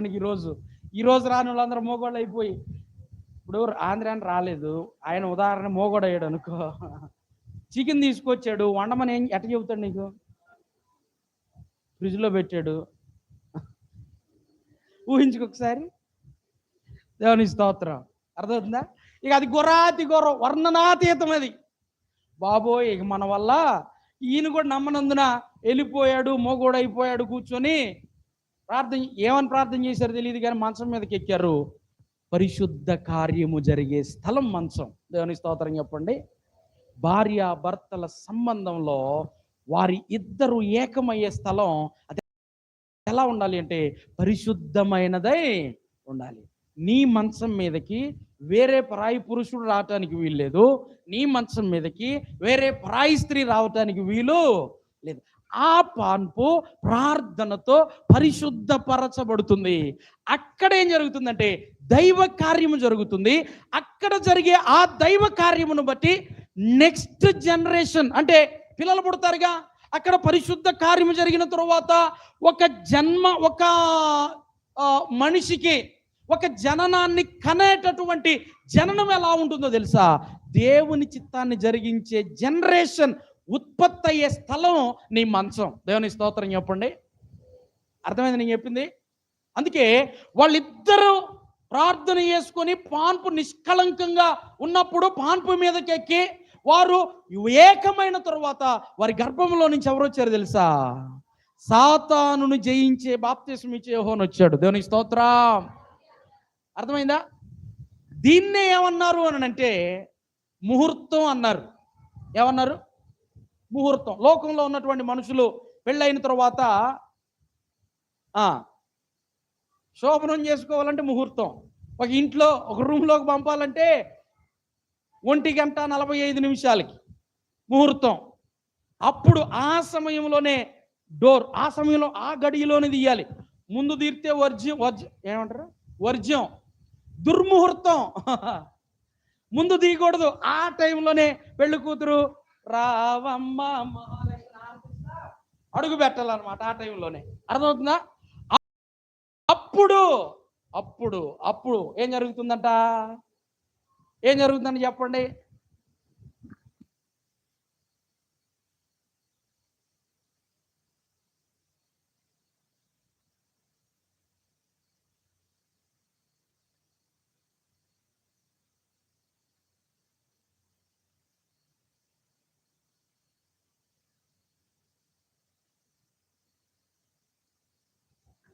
మనకు వాళ్ళు ఎందుకు పుడతారండి? దేవుని స్తోత్రం చెప్పండి. అంటే వాళ్ళ విశ్వాసం వాళ్ళది, దాన్ని నేనేమంటలేదు. కానీ ఒక అద్భుతమైన సంగతి ఏంటంటే, మనకి ఈ ముహూర్తాలు ఇవేమి లేవు, కానీ ప్రార్థన ఎప్పుడు చేసుకుంటే అప్పుడే మంచి ముహూర్తం. దేవుని స్తోత్రం చెప్పండి. ఆ తర్వాత మనం మంచం మీదకి వెళ్ళిన తర్వాత ఈ భార్యాభర్తలు ఒకటైతే వారి యొక్క గర్భంలో నుంచి వచ్చేటటువంటి ఆ నెక్స్ట్ జనరేషన్ ఎలా ఉంటుంది తెలుసా? 2.0గా ఉండిద్దంట. దేవుని స్తోత్రం. నెక్స్ట్ లెవెల్గా ఉండిద్దంట. ఆయన ఎవరో తెలుసా? బాప్తిస్మం ఇచ్చే యోహాను. ఆయన ఏం చేశాడు చెప్పండి? రోషం కలిగినటువంటి భక్తి చేశాడు, రోషం కలిగి సువార్త ప్రకటించాడు. అవునా? ఆయన అనేక మందికి, అంటే యేసుక్రీస్తు ప్రభుల వారికి కూడా బాప్తిస్మం ఇచ్చాడు ఆయన. దేవుని స్తోత్రం. నీ గర్భాన చంద్రబాబు నాయుడికి బాప్తిస్మం ఇచ్చే కొడుకు పుడితే నువ్వెంత సంతోషిస్తా? దేవుని స్తోత్రం చెప్పండి. హల్లెలూయా చెప్పండి. రాత్రి రాజప్రకాష్ పాల్ గారు మీటింగ్ సభలో పెట్టారు ఇక్కడ. ఆయన వాక్యం చెప్తూ ఉంటే వాళ్ళ తండ్రి ఎంత మురిసిపోయి ఉంటాడు, ఎంత సంతోషపడి ఉంటాడు. అయ్యో, ఒకప్పుడు నా కొడుకు అలా తిరిగాడు, ఇలా తిరిగాడు, అలా చేసాడు, ఇలా చేసాడు, ఇప్పుడు వాడు మారిపోయి ఇంత మంచి వాక్యం చెప్తున్నాడని తండ్రి ఎంత సంతోషించాడు ఉంటాడా ఉండడా? అలాగే నా జీవితంలో మన పిల్లలు అలా చర్చిలోకి వచ్చి పాటలు పాడుతుంటే, అలా చర్చిలోకి వచ్చి వాక్యం చదువుతుంటే, అలా వాక్యాన్ని ధ్యానం చేస్తూ ఉంటే, అపవాదిని జయిస్తూ ఉంటే నీకు నాకు ఎంత సంతోషం. అర్థమవుతుందా? చిత్తగార్తి కుక్కలు అన్నట్టుగా పిల్లల్ని గంటం కాదు, వాళ్ళని పెంచటం కూడా చాలా జాగ్రత్తగా ఉండాలి. ఈ రోజున జాగ్రత్త. ఎందుకు అత్యాచారాలు జరుగుతున్నాయి? ఆడపిల్లలు బయటికి వెళితే చాలు పందుల్లాగా, కుక్కల్లాగా ఎగబడేటటువంటి మగపిల్లలు ఈ లోకంలో చాలామంది ఉన్నారు. అందుకే వాక్యం సెలవిస్తున్నటువంటి మాట ఏంటో తెలుసా? ప్రతి వాడంట గుర్రము, బాగుగా బలిసిన గుర్రము వలె సకిలించుచు పొరుగువాడి భార్య వెంబడి తిరుగుతున్నాడంట. ఎట్లాగా? బాగుగా బలిసిన గుర్రము వలె సకిలించుచు పొరుగువాడి భార్య. ఈ అక్రమ సంబంధాల వలన సక్రమమైన పిల్లలు పుడతారా? దైవకంగా మనం పిల్లల్ని కనాలి. జనరేషన్ అనేటటువంటిది చాలా విలువైనది. మన బిడ్డలను దేవుడు మనకి బిడ్డలు ఇస్తున్నాడు అంటే వారు చాలా విలువైనటువంటి వారు, చాలా అమూల్యమైనటువంటి వారు. వారిని ఎలా కనాలి అంటే మనం పాన్పు నిష్కళంకంగా, లేకపోతే ఓగులాగా అయిపోతారు. ఎలా అయిపోతారు? పిల్లల హృదయంలో గర్వం వచ్చేస్తుంది, అవిధేయత వచ్చేస్తుంది, దేవుడంటే భయం లేని స్థితి వచ్చేస్తుంది, దేవుడంటే భక్తి లేని స్థితి వచ్చేస్తుంది, వాళ్ళ ఇష్టానుసారమైన ప్రవర్తన కలిగి జీవించేటటువంటి స్థితి వచ్చేస్తుంది. ఎందుకో తెలుసా? వారికి దేవుడంటే భయము భక్తి లేదు కనుక ఓగును వారు జయించలేని స్థితిలోనికి వాళ్ళు వెళ్ళిపోతున్నారు. ఓగును జయించలేని ప్రతి వ్యక్తి ఓగు ఖడ్గానికి బలి అవ్వక తప్పదు. అర్థమవుతుందా? ఓగును జయించాలి మనం. అందుకే పాన్పు ఎలా ఉండాలంట? నిష్కళంకముగా. అంటే పరిశుద్ధ కార్యము జరిగేది ఎక్కడ అనంటే మనం మంచము మీదే. రెండో వ్యక్తిని మనం ఆలోచన చేస్తే చూడండి, ఆ వ్యక్తి ఎవరు అనంటే దేవుని సన్నిధిలో ప్రార్థన చేసింది, అలిసిపోయింది, ఏడుస్తా ఉంది. మాయ్, మందేమన్నా తాగావా? మద్యం ఏమన్నా సేవించావా అంటే, నీ దాసురులైన నన్ను పనికి మాలిన దానిగా. ఆమె పేరేం పేరు? అన్నా. ప్రార్థించి గోజాడింది దేవుని సన్నిధిలో. ఎంత ప్రాధాయపడింది అనంటే, ఎంత దేవుని సన్నిధిలో ఏడ్చుటకు శక్తి లేనంతగా ఏడ్చింది. ఉందా ఆశ? ఆశ ఉంటే దేవుని పాదాల దగ్గర పట్టుకునేడు. ఆశ ఉంటే దేవుని పాదాల దగ్గర కన్నీరు విడు. ఆశ ఉంటే ఉపవాస ప్రార్థన చేయి. దేవుని మీద ఆశ ఉంటే. గుర్తుపెట్టుకుని ఒక మాట చెప్తా. దేవుడు ఒక వ్యక్తిని ఆశీర్వదించాలనుకున్నప్పుడు ఎక్కడ పడేస్తాడు తెలుసా? సముద్రంలో పడేస్తాడు. ఎక్కడ? హలో, ఎక్కడ పడేస్తాడు? సముద్రంలో పడేస్తాడు. దిక్కు దివాణం ఉండదు అక్కడ. దేవుని మీద నమ్మకంతో, విశ్వాసంతో ఈ సముద్రములో కూడా దేవుడు నాకు తోడుగా ఉన్నాడు అని చెప్పి ఇది బయటకు వచ్చావా, జాతకుడివే, జాతకురాలివే. దేవుడు నాకు ఏం చేయలేదు అంటే సముద్రంలో కూడా చచ్చిపోతావు. బయటికి వచ్చిన తర్వాత డబల్ ఆశీర్వాదాలు ఉంటాయి. దేవుని స్తోత్రం చెప్పండి. అది పరీక్ష. యోబుకు దేవుడు పరీక్షించాడు. ఏమని? గొర్రెలను తీసేసి మేకలను తీసేసి పిల్లలను కూడా చనిపోయేటట్టు చేశాడు. 10 మంది పిల్లలు. తట్టుకునిద్ది హృదయం? ఎవరి హృదయం అయినా ఎవరి హృదయం తట్టుకో. చివరికి జరిగినటువంటి సంగతి, బ్రతికున్నప్పుడే శరీరం పగిలిపోయి పురుగులు బట్టి రసికి గారత భయంకరమైన స్థితిలో ఉన్నటువంటి ఆ వ్యక్తి జీవితంలో ఏం జరిగింది తెలుసా? తర్వాత జరిగిన సంగతి చాలా అద్భుతమైనటువంటి మాట. ఏంటో తెలుసా? చదవండి. యోబు గ్రంథం 42వ అధ్యాయం 2వ వచనం చదవండి ఒకసారి. యోబు గ్రంథము 42వ అధ్యాయం 2వ వచనం. ఎస్ అమ్మా, 42వ అధ్యాయం 2వ వచనం. నీవు సమస్త క్రియలను చేయగలవనియు నీవు ఉద్దేశించినది ఏది నిష్ఫలము కానేరదనియు. అబ్బా, యోబుకు అప్పుడు తెలిసిందంట, నీవు సమస్త క్రియలు చేయ. నన్ను సముద్రంలో పడేసావా? అక్కడి నుంచి నువ్వే నన్ను విడిపిస్తావు. తర్వాత నా పిల్లలు పోయేటట్టు చేసావు, నా మేకలు పోయేటట్టు చేసావు. కానీ ఇప్పుడు నీవు సమస్తమును నీ ఉద్దేశం ప్రకారమే నా జీవితంలో నెరవేర్చబడుతుంది. అందరి జీవితంలో కాదు. అందరి జీవితంలో దేవుని ఉద్దేశాలు నెరవేర్చబడతాయి అనుకోమాకండి. ఆత్మీయుల జీవితంలోనే దేవుని ఉద్దేశాలు నెరవేర్చబడతాయి. భయభక్తులు కలిగిన వారి జీవితంలోనే దేవుని ఉద్దేశాలు నెరవేర్చబడతాయి. లోకానుసారంగా జీవించేటటువంటి వారి ఎవరి జీవితంలో దేవుని ఉద్దేశాలు నెరవేర్చబడవు. ప్రభువా, నీ చిత్తమే నా ఎడల జరిగించు అని దేవుని సన్నిధిలో నిలబడే వారి జీవితంలో మాత్రమే దేవుని ఉద్దేశాలు జరుగుతాయి. నీ ఇష్టానుసారమైన ప్రవర్తన నువ్వు చేసుకుని, నీ ఇష్టానుసారమైన నిర్ణయాలు నువ్వు తీసుకొని, ఇది కూడా దేవుని ఉద్దేశమే అంటే పళ్ళు రాలగొడతాడు దేవుడు. అర్థమవుతుందా? నీ ప్రణాళిక నీదే, నీ ఉద్దేశం నీదే, నీ ఆలోచన నీదే.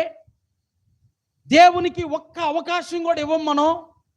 దేవుని యొక్క సన్నిధిలో నీ చిత్తం ఏంటో నాకు తెలియచేయి ప్రభు అని కనీసం దేవుని మీద మనం మనసు పెట్టాం. మన నిర్ణయాలు మనం తీసుకుంటాం, కానీ చివరికి జరగరాంది జరిగిపోయిన తర్వాత ఇది కూడా దేవుని ఉద్దేశమే అంటే దేవుడు అసలు ఊరుకోడు, పట్టించుకోడు. అర్థమవుతుందా? అందుకే జీవం కలిగిన దేవునికి సన్నిధిలో దేవునికి మనం నమ్మకస్తులుగా తయారవ్వాలి. అన్న ఏడ్చుటకు శక్తి లేనంతగా ఏడుస్తుంది. ఒక కుమారుణ్ణి పొందుకుంది. ఎట్లాగో తెలుసా? మంచము మీద తన భర్తతో ఆమె ఏకమైనప్పుడు వారి దాంపత్య జీవితాన్ని దేవుడు జ్ఞాపకము చేసుకున్నాడు. దేవుని స్తోత్రం చెప్పండి. అర్థమవుతుందా? దేవుడు రాహేలును జ్ఞాపకము చేసుకొనగా ఆమె గర్భము ధరించింది అని రాయబడి ఉంది. దేవుడు మీకాలుకే పిల్లలు లేకుండా చేశానని ఉంది. పిల్లలు ఇచ్చేది ఎవరు చెప్పండి? ఇప్పుడు చెప్పాలి. దేవుడు ఇవ్వాలి. దేవుడు ఇవ్వకపోతే ఎవరిని మనం పొందుకోలేం. అర్థమవుతుందా? నెక్స్ట్, ఎవరికి ఇవ్వాలో సెట్ చేసేది కూడా దేవుడే. అయ్యో, నాకు అందరూ ఆడపిల్లలే, నువ్వు సూరు మొహం నేలకేసుకొని కూర్చుంటే ఉపయోగం లేదు. మొన్న ఒకడు వచ్చాడు, ఇవాళ రాల ప్రార్థనకి. పాస్టర్ గారు, మళ్ళీ ఆడపిల్ల పుట్టింది పాస్టర్ గారు. రెండోది ఫుల్ క్లాస్ ఇచ్చిన తర్వాత సెట్ అయిపోయి 11వ రోజు ప్రార్థనకు తీసుకొస్తామయ్యా, ఒక మంచి పేరు పెట్టి ప్రార్థన చేయండి పాస్టర్ గారు. జీవితంలో ఇంకెప్పుడు కూడా దేవుడు నాకు అన్యాయం చేశాడని చెప్పను అని చెప్పిపోయాడు. దేవుని స్తోత్రం చెప్పండి. 2 చేతులే చెప్పండి. జాగ్రత్త. నీకు దేవుడు ఎవరినిచ్చిన అచ్చంగా అబ్బాయిలు ఉంటే అదేదో గొప్పగా వరల్డ్ కప్ జయించినంత ఫీల్ అవ్వాల్సినంత అవసరం లేదు. దేవుడు ఇచ్చాడు. దేవుని బిడ్డల వాళ్ళు దేవుని బిడ్డలను దేవుని చిత్తంలో దేవుని కొరకు పెంచకపోతే నీ తాట తీసే రోజు కూడా ఉంది. దేవుని స్తోత్రం చెప్పండి. అర్థమవుతుందా? అందుకే అన్నాడు, కన్నని గర్భమును పాలియని స్తనములు ధన్యములని చెప్పే రోజులు రాబోతున్నాయి అంట. పిల్లలు లేనోళ్ళు ఎంతో ధనిలు. దేవుని స్తోత్రం. కనాలి అనుకుంటే దేవుడిని అడగండి. దేవుడు ఇవ్వాలి అనుకుంటే దేవుడు ఇస్తాడు. దేవుడు ఇవ్వలేదా? ఇవ్వనందుకు నీకు స్తోత్రం ప్రభువా అని చెప్పండి. కనని గర్భమును పాలియని స్థనములు ధన్యములు. ఎందుకు ధన్యములు అంటే ఇచ్చినటువంటి వారందరిని బట్టి దేవుడు ఖచ్చితంగా లెక్క ఆగవేమమ్మా, ఈ మాట వినవమ్మా, నీ తక్కెడ తూకం చూసి దేవునికి లెక్క అప్పచెప్పే రోజు దేవుడు నీకు ఫలానా అబ్బాయినిచ్చా, ఫలానా అమ్మాయినిచ్చా, ఏం చేశావు?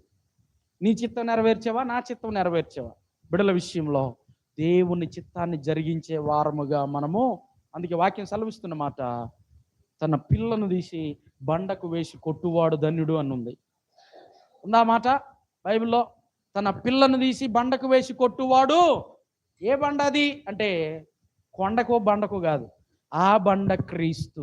అంటే క్రీస్తు యొక్క శిక్షలో, క్రీస్తు యొక్క బోధలో మనం పిల్లల్ని పెంచగలగాలి. బాలు నడవలసిన త్రోవను వానికి నేర్పము, వాడు పెద్దవాడై ఉన్నప్పుడు దాని నుండి, దేవుని స్తోత్రం చెప్పండి, 2 చేతులే చెప్పండి, ఇంకా గట్టిగా చెప్పండి. మనకే రాదు, మనం ఏమి నేర్పుతాం? దేవుడు పరలోక రాజ్యానికి మనం వెళ్ళిపోయిన తర్వాత 6 ప్రశ్నలు అడుగుతాడంట. ఎన్ని ప్రశ్నలు? హలో వినండి, ఎన్ని ప్రశ్నలు అడుగుతాడంట చెప్పాలి. వాటిలో మొట్టమొదటి ప్రశ్న రాసుకోండి. రాసుకోగలిగిన వాళ్ళు రాసుకోండి. మొట్టమొదటిది ఏంటంటే, నేను నీకు 24 గంటల సమయం ఇచ్చా. ఎన్ని గంటల సమయం ఇచ్చాడు? ఈ 24 గంటల్లో ఎన్ని గంటలు వాక్యాన్ని చదివావు? ఎన్ని గంటలు ప్రార్థన చేశావు? సుబ్బయ్య రాసుకుంటున్నావా? రాసుకో. మళ్ళీ అడుగుతా, వచ్చే ఆదివారం ఎగ్జామ్ పెడతా నీ ఒక్కడికి, రాకుండా ఉండేవు. ఓకే, 24 గంటల సమయం ఇచ్చా. ఈ 24 గంటల్లో ఎన్ని గంటలు వాక్యం చదివావు? ఎన్ని గంటలు ప్రార్థన చేశావు? ఎక్కడ అడుగుతాడు దేవుడు? పరలోకానికి వెళ్ళిన తర్వాత అడిగే 6 ప్రశ్నలు. మొట్టమొదటిది ఏంటి? ఎన్ని గంటల వాక్యం చదివావు? ఎన్ని గంటల ప్రార్థన చేశావు? నిన్ను అడిగి ఇంకోటి ఏం తెలుసా? నీ కుమార్తెకు నీ కుమారుడికి బాలు నడవలసిన త్రోవను వానికి నేర్పము, వాడు పెద్దవాడైన తర్వాత దాని నుండి తొలగిపోవడం ఉంది కదా, వారు ఎన్ని గంటలు చదవటానికి, వాక్యాన్ని ప్రార్థన చేయటానికి నీ వంతుగా నీవు నేర్పించావు. తల్లిదండ్రులను అడగాలి, ఈరోజు బైబిల్ చదివావా అడుగుతాం మనం. హోంవర్క్ చేసావా అని అడుగుతాం, అవునా? నిన్నే పెన్సిల్ కొనిపించి అప్పుడే అయిపోయిందా పెన్సిల్ అని అడుగుతాం. బాక్స్లో ఏదైనా జరిగితే అదేంటి ఇదేంటి అని అడుగుతాం. కానీ వాక్యం ఈరోజు చదివేవా అని అడిగే తల్లిగా తండ్రిగా మనం ఉండాలి. మనం చదవాలి, మన పిల్లలను కూడా మనం చదివించాలి. రెండవ ప్రశ్న ఏంటి అనంటే, దేవుడు పరలోకానికి వెళ్ళిన తర్వాత అడిగే రెండో ప్రశ్న, నీ లావాదేవీలు ఎలా ఉన్నాయి? నీ లావాదేవీలు అంటే నీ రాబడి, నీ పోబడి. లావాదేవీలు అంటే నీకు వచ్చేటటువంటి డబ్బు సక్రమమైన మార్గంలోనే సంపాదించావా, వక్రమైన మార్గంలో సంపాదించావా? ప్రతి రూపాయికి మనం లెక్క చెప్పాలి, తప్పదు, అస్సలు తప్పదు. వడ్డీ వ్యాపారం చేసి సంపాదించావా, లంచం తీసుకొని సంపాదించావా, ఎవరు నోరైనా కొట్టి సంపాదించావా, లేకపోతే అన్యాయంగా సంపాదించావా, అక్రమంగా సంపాదించావు, ఎలా సంపాదించావు అని చెప్పి ఖచ్చితంగా అడుగుతాడు. నీ కష్టములో నుండి, రెండో ప్రశ్నలోనే, నాకు రావలసిన భాగం నాకు ఇచ్చావా అని అడుగుతాడు నమ్మకంగా. ఈరోజు 100 రూపాయలు సంపాదించావు, దేవుని సొమ్ము ఎంత 100 రూపాయల్లో? ఏమా ఝాన్సీ, దేవుని సొమ్ము ఎంత 100 రూపాయల్లో? 10 రూపాయలు. ఈ 10 రూపాయలు నా సన్నిధి తీసుకొచ్చావా, తీసుకురాలేదా? నాకు ఇవ్వవలసిన భాగాన్ని నమ్మకంగా ఇచ్చావా, ఇవ్వలేదా? తర్వాత ఈ లావాదేవీల విషయంకి వచ్చేసేటప్పటికి, లావాదేవీలు, డబ్బు అంటే ఏందో తెలుసా? అమ్మో, డబ్బు అంటే ఏందో తెలుసా? మనం అనుకున్నటువంటి ఈ పేపర్లో ఇవి కాదు డబ్బు అంటే. లావాదేవీలు ఈజ్ ఈక్వల్ టు సంబంధాలు. ఏంటి చెప్పండి? సంబంధాలు. మన సంబంధాలు బాగుంటే మనం బాగుంటాం. అర్థమైందా? మన సంబంధాలు బాగుంటే మనం బాగుంటాం. ఎందుకు చెప్పండి? ఎందుకు తెలుసా? ఒక ఆమె శిష్యులు, ఎలీషా శిష్యుల్లో ఒకని భార్య వచ్చి ఏమంటుంది? ఎలీషా శిష్యుని భార్యలో ఒక ఆమె వచ్చి ఏమంటుంది చెప్పండి? అప్పులు పాలైపోయామయ్యా, మాకు దిక్కు లేదు అని చెప్పి అడుగుతుంటే, పాస్టర్ గారి దగ్గర ఒక నిధి ఉంది, ఆ డబ్బులు ఇస్తే అప్పు తీర్చుకుందాం అనుకుందాం పాపం. కానీ ఆమె వెళ్ళి ఆయన ఏమంటాడు తెలుసా? నీకు అప్పులు అయిపోయినాయి, సరే బాగానే ఉంది, ఓకే, నో ప్రాబ్లం. అయితే నీ దగ్గర ఏముంది అని అడుగుతాడు. అడిగినప్పుడు ఏముంది అని అడిగినప్పుడు అవనిద్ది, కొండలో కొంచెం నూనె ఉంది అని అనిద్ది. ఏముందంట? కొండలో నూనె ఉంది.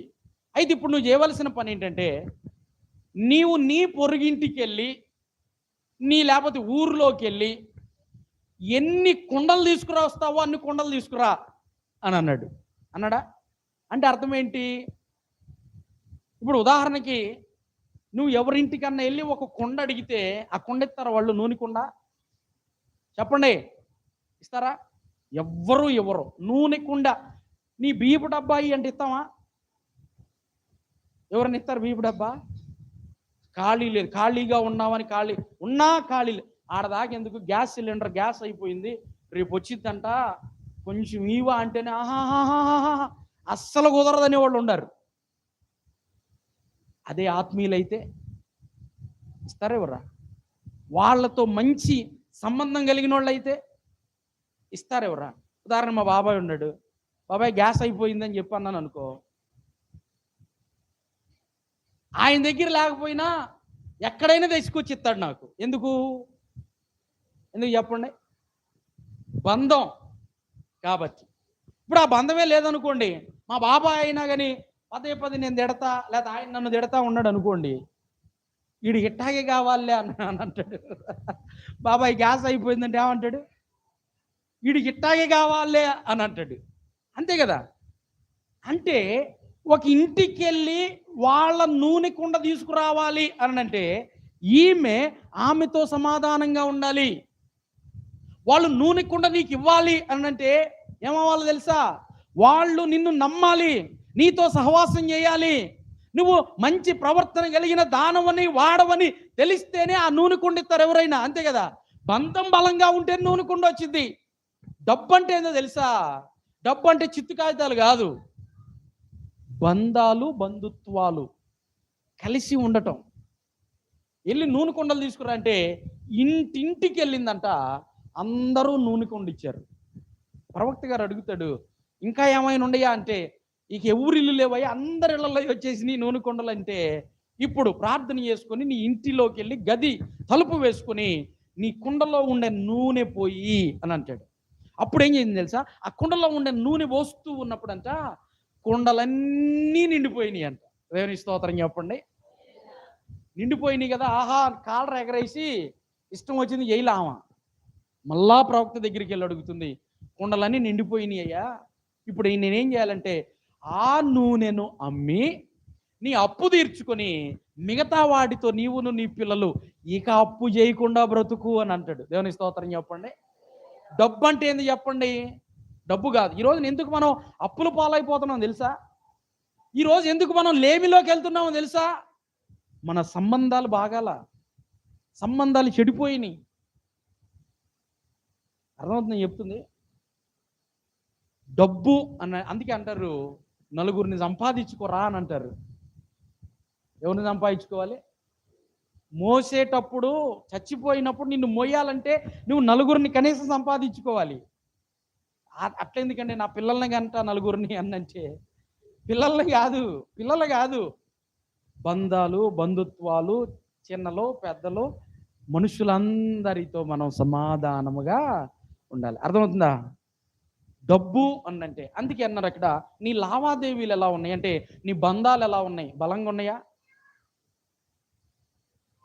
చీతే ఊడిపోయి ముక్కులాగా ఉన్నాయా? జాగ్రత్త. మనుష్యులను సంపాదించుకోవటం దేవుని చిత్తం. అబ్రహాం గారు ఎవరిని సంపాదించుకున్నాడు చెప్పండి? డబ్బుని సంపాదించుకున్నాడా, మనుషులను సంపాదించుకున్నాడా? ఆయన తెలివి కలిగినోడు కాదా? సొదొమ రాజు వచ్చి ఏమంటాడు? నీకెంత డబ్బు కావాలంటే అంత ఇస్తా, నీ దగ్గర ఉన్న 318 మందిని నాకు ఇచ్చాయంటే నేనే అబ్రహామును ధనవంతునిగా చేశానని నీవు చెప్పకుండానట్లు నీ చెప్పుల వారు కూడా నాకు అవసరం లేదంటాడు. దేవుని స్తోత్రం చెప్పండి. అన్యుల సొమ్ము ఎప్పుడు తీసుకోమాకండి. అన్యుల సొమ్ము జోలికి అసలు వెళ్ళమాకండి. దేవుని స్తోత్రం చెప్పండి. ఎలీషా ప్రవక్త నయమాను కుష్ఠరోగం తగ్గిన తర్వాత 80 మణుగుల బంగారాన్ని తీసుకొచ్చాడంట. 80 కేజీల బంగారాన్ని తీసుకొచ్చాడంట. వస్త్రాలు బంగారం ఇస్తే ఏమంటాడు? ఇవేవి నాకు అవసరము, నాకు అవసరంలా, తీసుకుపో. అదే ఈ రోజుల్లో పాస్టర్ గారులు అయితే ఇంకా తీసుకురా దేవుడా, అక్కడ స్థలం ఉందని చెప్పాడు, ఇక్కడ నాకు చెప్పాడు, అది కూడా తీసుకురా అని దోసుకుంటారు. దోసుకోవటం ప్రభునందు ప్రియమైనరా, శపించబడతాం. ఏ సొమ్ము మన ఇంట్లోకి వస్తుందో, ఏ సొమ్ము ఏ రూపంలో మన ఇంట్లోకి వస్తుందో జాగ్రత్త కలిగి ఉండాలి. కొన్ని శపితమైన సొమ్ములు ఉన్నాయి. కొంతమంది ఇస్తే నిలువున ఆరిపోతారండి డబ్బులు. తెలుసా మీకు? ఆ సంగతి తెలుసా? సంగతి తెలియదు. అప్పులు అప్పులు అప్పులు అని చెప్పి ఏళ్ళమ్మట తిరిగితే ఒకళ్ళు ఇచ్చారు అని అంటే ఇక చూసుకోండి, మనం ఇంకా లోతుల్లోకి వెళ్తాం కానీ అక్కడి నుంచి ఎక్కిరాం. ఒక దుకాణం ఉంది గుంటూరులో, నిజం చెప్తున్నా నేను. అసలు ఆ దుకాణంలోకి వెళ్తే ఎన్ని డబ్బులు అయిపోతాయో నాకు కానీ వస్తువులన్నీ బాగుంటాయి. అదేంటో తెలియదు నాకు. రెండు సార్లు వెళ్ళి నా జీవితంలో. వస్తువులేమో చిన్నగా ఉంటాయి, డబ్బులేమో చాలా పెద్దగా అయిపోతాయి. మా పాస్టమ్మ గారు, ఇక జీవితంలో ఈ షాపులోకి మనం వెళ్ళకూడదు, ఇది సైతాను సంబంధించిన షాపు, ఇది తీసుకురా తీసుకురా తీసుకురా తీసుకురా తీసుకురా అంటుంది కానీ ఇది మనల్ని ఎక్కినే. కొన్నిట్లో చూడండి డబ్బులేమో తక్కువ అయితే వస్తువులు చక్కగా ఉంటాయి. దేవుని స్తోత్రం. అర్థమవుతుందా? మన లావాదేవీలు ఎలా ఉన్నాయి, అది చాలా చాలా ఇంపార్టెంట్ అయిన సంగతి. అప్పు చెయ్యమాకండి దయచేసి. ఎక్కిరాలేము, అప్పుల జోలికి పోవద్దు. దేవుడిని అడగండి, ప్రాధేయపడండి. దేవుడు ఇస్తే ఓకే, దేవుడు ఇవ్వకపోతే నీకు స్తోత్రం అయ్యా, అది నాకు అవసరమే లేదు. కొంతమంది కొన్ని చేతులు ఉంటాయి, వాళ్ళు ఇచ్చారంటే అసలు ఎక్కిరాం. అర్థమవుతుందా? ఇంకా లోనకి వెళ్ళిపోవటమే కానీ ఎక్కువచ్చే పరిస్థితి ఉండదు. ఆ అప్పర్ హ్యాండ్లు, ఆ లో హ్యాండిల్ దయచేసి గమనించి చాలా జాగ్రత్తగా మనం బ్రతకవలసిన పరిస్థితి. అందుకే ప్రవక్తలు అన్నారు, మీ డబ్బు మాకు అస్సలు అవసరంలా. అర్థమవుతుందా? దేవునికి కూడా వడ్డీల్లో వచ్చిన దాన్ని దశంభాగం తీయమాకండి, లంచాల్లో వచ్చిన దాన్ని దశంభాగం తీయమాకండి. అది శాపం, ఆశీర్వాదం కాదు. అది నీ చెమట గార్చి, నీ రక్తాన్ని గార్చి, నీవు కష్టపడి సంపాదించిన సొమ్ములో నుండి దేవునికి రావాల్సిన భాగం దేవునికి ఇవ్వండి. దీవించబడతావు, ఆశీర్వదించబడతావు, అభివృద్ధి చెందుతావు. దేవుడు మనకు ఆహారం, విత్తనం 2 ఇస్తాడంట. దేవుని స్తోత్రం చెప్పండి. వాక్యం సెలవిస్తుంది యెషయా గ్రంథంలో, విత్తువానికి విత్తనమును భుజించుటకు ఆహారమును ఇచ్చేది జీవము కలిగిన దేవుడే. భుజించాల్సింది విత్తినా, విత్తాల్సింది భుజించిన, 2 నష్టమే, కష్టాల పాలైపోతాం. విత్తవలసింది విత్తితే నీకు ఆశీర్వాదం. రేపుడు అన్న రోజున అద్భుతాలను మనం చూస్తాం దేవుని సన్నిధిలో. మోసపోకుడి, ఏది విత్తుతామో కోస్తాం. కాబట్టి జాగ్రత్త. ఓకే, ఎన్ని చెప్పాను ఇప్పటికి? 2 చెప్పా. మూడోది చారిటీ. మూడోది ఏంటిది? మనం నేర్చుకోవాలి, మన పిల్లలకు కూడా చిన్నప్పటి నుంచి నేర్పాలి. ఏంటిది? మన పిల్లలకి ఏం చదువుతాం తెలుసా? క్యారేజీ పెట్టేటప్పుడు కొన్ని స్నాక్స్, బిస్కెట్లు, జీడిపప్పు, బాదం పప్పు, అన్ని పప్పులు వేసి ఎవ్వరికి మాకు ఎవరికన్నా ఇస్తే నీకుందే అని చెబుతాం. పిల్లలకి అటు చెప్పకూడదు. అరే ఇది నీకు, ఇది ఫలానా సుబ్బారావుకి, ఇది ఫలానా విక్కీగాడికి, వాళ్ళకి కూడా పెట్టండి, తప్పేం కాదు. నువ్వు పెట్టి పంపిస్తే వాడికి పెట్టే అలవాటు అయింది అంటే రేపొద్దు నీకు కూడా అన్నం పెడతాడు. అర్థమైందా? ఇది ఎవ్వరికి పెట్టమాక నాన్న, నువ్వు ఒక్కడవే తిను సాటుగా అన్నావు అనుకో, రేపొద్దున నీకు కూడా అన్నం పెట్టడాడు. ఎందుకు? ఏది విత్తుతామో దాన్నే కోస్తాం. ఎవరికి పెట్టొద్దు అన్నావుగా, అందుకే నీకు కూడా అందుకే చారిటీ నేర్పించాలి పిల్లలకి. పుట్టినరోజు వచ్చినప్పుడు మనమే బిర్యానీ చేసుకొని డ్రుగా తింటాం కాదు, ఓకేనా. లేని అనాథ పిల్లలు పులిహార చేసుకుని చక్కగా పొట్లాలు చేసుకుని రోడ్ల మీద ఎంతమందో ఉంటారు. పుట్టినరోజున నిన్ను పిలిచేవాడిని నువ్వు పిలిస్తే ఉపయోగం లేదు, నిన్ను పిలవని వాడిని పిలవాలంట. అర్థవుందా? పిచ్చోళ్ళు, దిక్కులేనోళ్ళు, అనాథలు, పేదోళ్ళు, ఆహారం లేనోళ్ళు చాలామంది ఉంటారు రోడ్డు మీద. ఆ పులిహార ఒక్క పూట నష్టమేముంది, ఆస్తులేం బావుగా పోతాయా? ఒక 5 కేజీలు రైస్ తీసుకోండి, ఒక 1/2 కేజీ ఏరుశనగ పప్పు, ఒక పావు కేజీ నూనె అన్నీ కలిపి పొట్లం కట్టి వాళ్ళకి ఇవ్వండి. మా పిల్లోడు ఆశీర్వాదం అంటే దేవుడు నిన్ను దీవించును, పేదవాళ్ళ దీవెన నిలిచిపోయింది. అందుకే ఏబు గారు ఏమంటాడు చెప్పండి? నశించుటకు సిద్ధమైన వారి దీవెన నా మీదకి వచ్చింది. నశించుటకు సిద్ధంగా ఉన్న వారిని మనం ఆదరించాలి, బలపరచాలి. దేవుడు దీవిస్తాడు. మనం చారిటీ చేయాలి, మనకున్న దానిలో సహాయము చేయాలి. మన పిల్లలకి స్కూల్లో డ్రెస్ కొంటున్నాం, ఆ స్కూల్లో ఎవరో ఉంటారు, మన పిల్లలకు 3 కొంటే వాడికి ఒక చక్కానే కొను, లేకపోతే ఒక నిక్కరే కొను, అది ఆశీర్వాదం. మనకు ఆశీర్వాదం. సహాయం చేయాలి, చారిటీ చేయాలి. మనకున్న దానిలోనే సహాయము చేసే మనస్సు మనకు కావాలి. తర్వాత ఎన్ని చెప్పాను? 3. తర్వాత 4వది, దేవునికి ఇచ్చేటటువంటి వాటి విషయంలో కృతజ్ఞత అర్పణలు, దశమ భాగాలు, వాటి విషయంలో చాలా జాగ్రత్తగా మనం ఉండాలి. ఇక్కడికి వచ్చి రాత్రి కడుపులు నొప్పి వచ్చిందండి, అస్సలు అల్లాడిపోయానమ్మా, కానీ ప్రార్థన చేసుకోగానే తగ్గిందని చెబుతాం. తగ్గిందా? కడుపులు నొప్పి తగ్గినందుకు మోషే ఒక కానుక నియమించాడంట. ఒక రోగం తగ్గినందుకు ఒక కానుక నియమించాడంట. బైబిల్లో రాయబడింది ఇవన్నీ కూడా. ఎవరి బైబిల్లో? నా బైబిల్లో కాదు, మీ బైబిల్లోనే. ప్రతి దానికి దేవుడు స్వస్థపరిచినందుకు కృతజ్ఞత సాక్ష్యం చెప్పాము అనంటే దానికి సంబంధించినటువంటి కానుకను దేవునికి సమర్పించాలి. అమ్మాయి గర్భిణీగా ఉంది, ఆపరేషన్ పడిద్దేమో అనుకున్నా, 1 లక్ష రూపాయలు దగ్గర పెట్టుకున్నా, దేవుడు చక్కగా ఫ్రీ డెలివరీ చేసి 30 ఏళ్ళలో గట్టెక్కిచ్చాడమ్మా అని చెప్పినప్పుడు, కనీసం 1 లక్షలో 30 ఏళ్ళు పోతే ఎంత? 60 ఏళ్ళు మిగిలినాయి. 70 ఏళ్ళ 70 ఏళ్ళు మిగిలినాయి. 70 ఏళ్ళలో దశంభాగం ఒక 7,000 దేవుని సన్నిధిలో ఇస్తాం మనం. పొరపాటును ఒడియం. ఎందుకు? అది మొత్తం హాస్పిటల్కి పోతే ఎంత హ్యాపీగా ఉండేదో, కళ్ళు హాయిగా ఉంటాయి. కానీ మిగిలిన దానిలో నుంచి 1 రూపాయి కూడా దేవునికి ఇయ్యం, కృతజ్ఞతగా ఇస్తామా? పొర్రపాటును కూడా ఇయ్యం. అదే మన బుద్ధి. అందుకే ప్రతిష్ఠితార్పణల విషయంలో, కానుకల విషయంలో, ప్రథమ ఫలాల విషయంలో, నీ ఇంటిలో పుట్టిన ప్రతి తొలిచూలు ఎవరికి చెప్పండి? దేవునిది. దేవునికి ఇవ్వాలి. మరి ఇస్తున్నారా? జాంకాయలు కాతనే కొంతమంది, బొబ్బాసకాయలు కాతనే కొంతమంది, ఇంకా మామిడికాయలు కాతనే కొంతమంది. ఏది దేవుని మందిరానికి రావట్లా. గుడ్లు, నాటుకోళ్ళు గుడ్లు కూడా దేవుని మందిరానికి రావట్లేదు. జాగ్రత్త. అంటే నేను తిని అరాయించుకునే వయసు కూడా దాటిపోయింది. ఇంకా నాకు నేను తింటానికి కాదు, మీ ఆశీర్వాదం కోసం. దేవుని స్తోత్రం చెప్పండి. అర్థమవుతుందా? హలో, అర్థమవుతుందా? ఉపదేశించువాడు ఉపదేశము పొందువానికి మంచి పదార్థాలన్నిటిలో భాగం ఇవ్వాలి అని వాక్యం సెలవిస్తుంది. ఇస్తున్నారా? తినండి, మీరే తినండి, మీరే అనుభవించండి. పాస్టర్ గారు తిన్నాడా, పాస్టర్ గారు ఏమైపోయాడు, గాలికి కొట్టుకుపోయాడా, ఏమయ్యాడు అని ఆలోచన కూడా కొంతమందికి లేదు. వేడికి గారెలు వండుకుందాం, రే పాస్టర్ గారు ఉన్నాడు రా, ఒక 2 అన్నా ఇచ్చొద్దాం రా. దాని స్తోత్రం చెప్పండి. సీరియస్, నేను చెప్పేది జోక్ కాదు, సీరియస్. గుర్రుకు తిని కడుపులు నొప్పి వచ్చి ఈనోళ్ళు తాగేవాళ్ళు ఉన్నారు. అదే 2 పాస్టర్ గారికి తిరిగేటట్టు చేస్తాడు. దేవుని స్తోత్రం చెప్పండి. ఈ గారెలను ఆశీర్వదించి ప్రభువా అని ప్రార్థన చేసుకుంటాం, ఏ దోషం లేకుండా మళ్ళీ బాగా అరగాలని. జాగ్రత్త. మన ఆహార పదార్థాలన్నిటిలో సావుకుని పాలి భాగస్తులుగా చేసుకోవటం ఆశీర్వాదం. దేవుని స్తోత్రం చెప్పండి.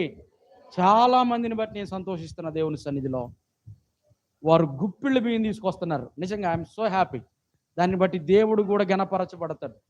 ఇచ్చి దేవుణ్ణి మనం గణపరచాలి. ఇవన్నీ కూడా వాక్యంలో ఉన్నాయో చెప్తుంది. మామూలు విషయాలు కాదు. దేవుని అది మినిమం కామన్ సెన్స్ అయ్యి.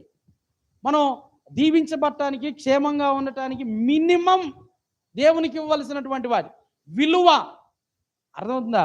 తర్వాత ఇంకోటి ఎన్ని చెప్పాను ఇప్పటికి? 4.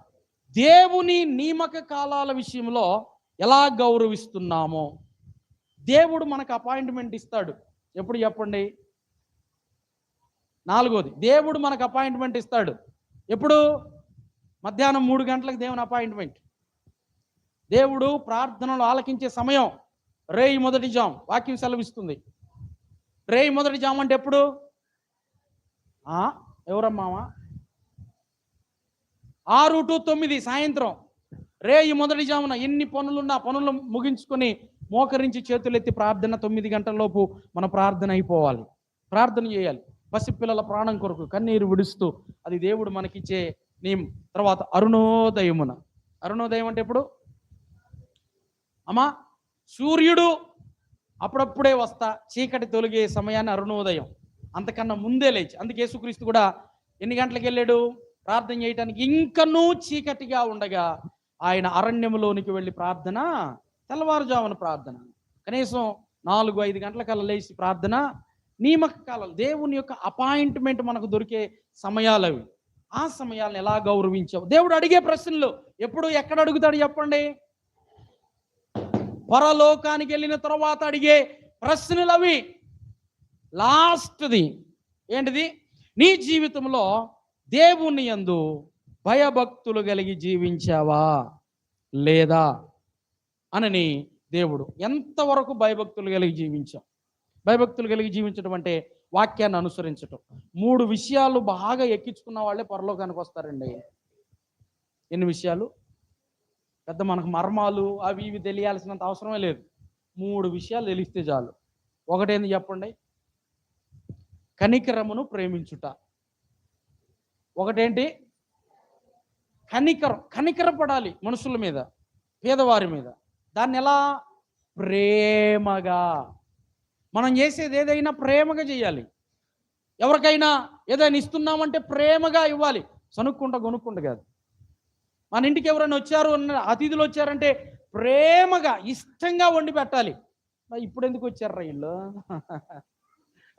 ఎరగటి రోజుల్లో మా ఇంటికి రా అనేవాళ్ళు తెలుసా? మేము చిన్నపిల్లలప్పుడు మా ఇంటికి ఎప్పుడు వస్తా అనేవాళ్ళు.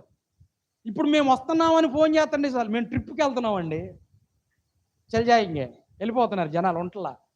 అంటే చేసే ఓపికలు లేవు ఆడవాళ్ళకి, సహనం అంతకన్నా లేదు. అస్సలు పొరపాటును కూడా ఇతరులకు పెట్టి ఆలోచన లేనే లేదు. దేవుని స్తోత్రం చెప్పండి. మొన్న మా కమలక్క వాళ్ళ ఇంటికి వెళ్తే చిటికలో చేసింది బిర్యానీ. దేవుని స్తోత్రం, హల్లెలూయా. నేనే బిత్రపోయా. అక్కడే ఉన్నాం, కూర్చొని మాట్లాడుతున్నాం. మా నాన్న మా బాబాయ్ అనుకోకుండా మా బాబాయ్ ఇచ్చాడు. తర్వాత మా తమ్ముడు అందరం వెళ్ళాము, మా ఇమ్మన్నాయి అందరం వెళ్తే రెప్పపాట్లో చేసేసింది. హ్యాపీగా కడుపు నిండా తిని వచ్చాం దీవించి. దేవుని స్తోత్రం చెప్పండి. నిజంగా ఎందుకు ఈ సమయంలో చెప్తున్నానంటే, ఆతిథ్యం ఇవ్వటానికి ఎదురు చూడాలంట. అబ్రహాం గారు ఏం చేసేవాడు చెప్పండి? గుడారం మీద కూర్చొని ఎవరు వస్తారా? పరదేశులు అంటే ఆ ఊరితో సంబంధం లేని వాళ్ళు వేరే ప్రాంతం నుంచి మా ప్రాంతానికి వస్తున్నారంటే భోజనానికి ఇబ్బంది పడతారేమోనని చెప్పి గుడారములో కూర్చొని ఎదురు చూస్తూ ఉండేవాడంట. రండి రండి రండి రండి అని. అప్పుడు దాటిపోతున్న దేవదూతలను పరిగెత్తుకుంటూ వెళ్ళి ఇంటికి పిలిచాడా? పిలిచి ఏం చేశాడు చెప్పండి? 2 చేతులే చెప్పండి. 2 చేతులే చెప్పండి ఒకసారి. హల్లెలూయా కాదు, 2 చేతులు ఎత్తి ఏం చేశాడు చెప్పండి అంటున్నా. ఏం ఆతిథ్యం?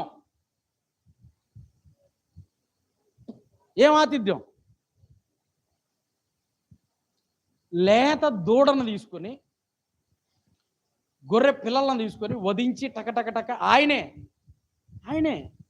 ఇంటికి ఎవరినన్నా పిలుస్తున్నాము అన్నంటే భార్య మీదే కాదు లోటు పడేది, భర్త కూడా చేయాలి. పిలిచి నువ్వు చూసుకో, నేను వెళ్ళొస్తా అని చెప్పి చుట్టాలందరిని ఇంట్లో పెట్టి ఈయన ఆడకపోతాడు. ఈమెమో పాపం మొత్తుకుంటా ఏడుస్తా చేసుకునేది. ఇద్దరు కలిసి. అబ్రహాం గారు చేసాడు అట్లా, సహాయం చేసాడు అట్లా. మా పాస్టర్ గారు నవ్వుతుంది. సహాయం చేసాడు అట్లా. అప్పుడేం జరిగింది?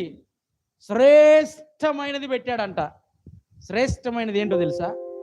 దూడలో ఉన్న శ్రేష్టమైనది ఏదైనా ఉందంటే అది నాలుకంట.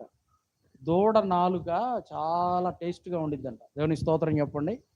దాన్ని ఫ్రై చేసి దేవదూతలకు పెడితే కడుపు నిండా తిని వచ్చే సంవత్సరం ఈ రోజుకి నీకు కొడుకు పుడతాడు అని చెప్పారంట. దేవుని స్తోత్రం చెప్పండి. కొంతమంది తెలియకే ఆతిథ్యాన్ని ఇచ్చారు అని వాక్యం సెలవిస్తుంది. అబ్రహాం గారు అలా ఎదురు చూసేవాడంట, ఎవరికి సహాయం చేయాలి, ఎవరికి భోజనం పెట్టాలి అని. ప్రభునందు ప్రియమైన దేవులారా, దాన్ని ప్రేమతో, ఒకటేంటి, ఈ మూడు విషయాలు మన జీవితంలో ఉంటే పరలోకానికి వెళ్తాం. ఒకటేంటి, కనికరమును ప్రేమతో చేయాలి. రెండోది ఏంటో తెలుసా, న్యాయముగా నడుచుకోవాలి. ప్రతి విషయంలో, తల్లిదండ్రుల విషయంలో, పిల్లల విషయంలో, ఇరుగు పొరుగు వారి విషయంలో ఏది న్యాయమో దాన్ని చేయాలి. మనం అన్యాయం చేయకూడదు. అలా అని చెప్పి ఓవర్ స్మార్ట్గా పోకూడదు, న్యాయం చేయాలి. మూడోది ఏంటి చెప్పండి, దీన మనస్సు కలిగి నీ దేవుని ఎదుట ప్రవర్తించాలి. దీన మనస్సు కలిగి దేవుని ఎదుట. ఈ మూడు గనక మనలో ఉంటే మనం పరలోకానికి. కొద్ది మాటలు దేవుడు దీవించును గాక. అందరూ లేచి నిలబడదాం. ఓగు యొక్క మంచం పూర్తి కాల. ఎన్ని చెప్పాను చెప్పండి? రెండో చెప్పింది. ఒకటేంటి, మన ఆత్మీయ పోరాటం మంచం మీద. రెండోది ఏం చెప్పాను చెప్పండి,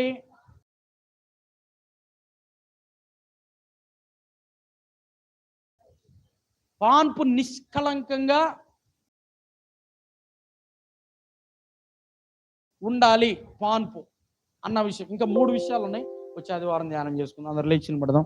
లేకపోతే శుక్రవారం చెప్తాను 3 విషయాలు. అందరు లేచి నిలబడదాం.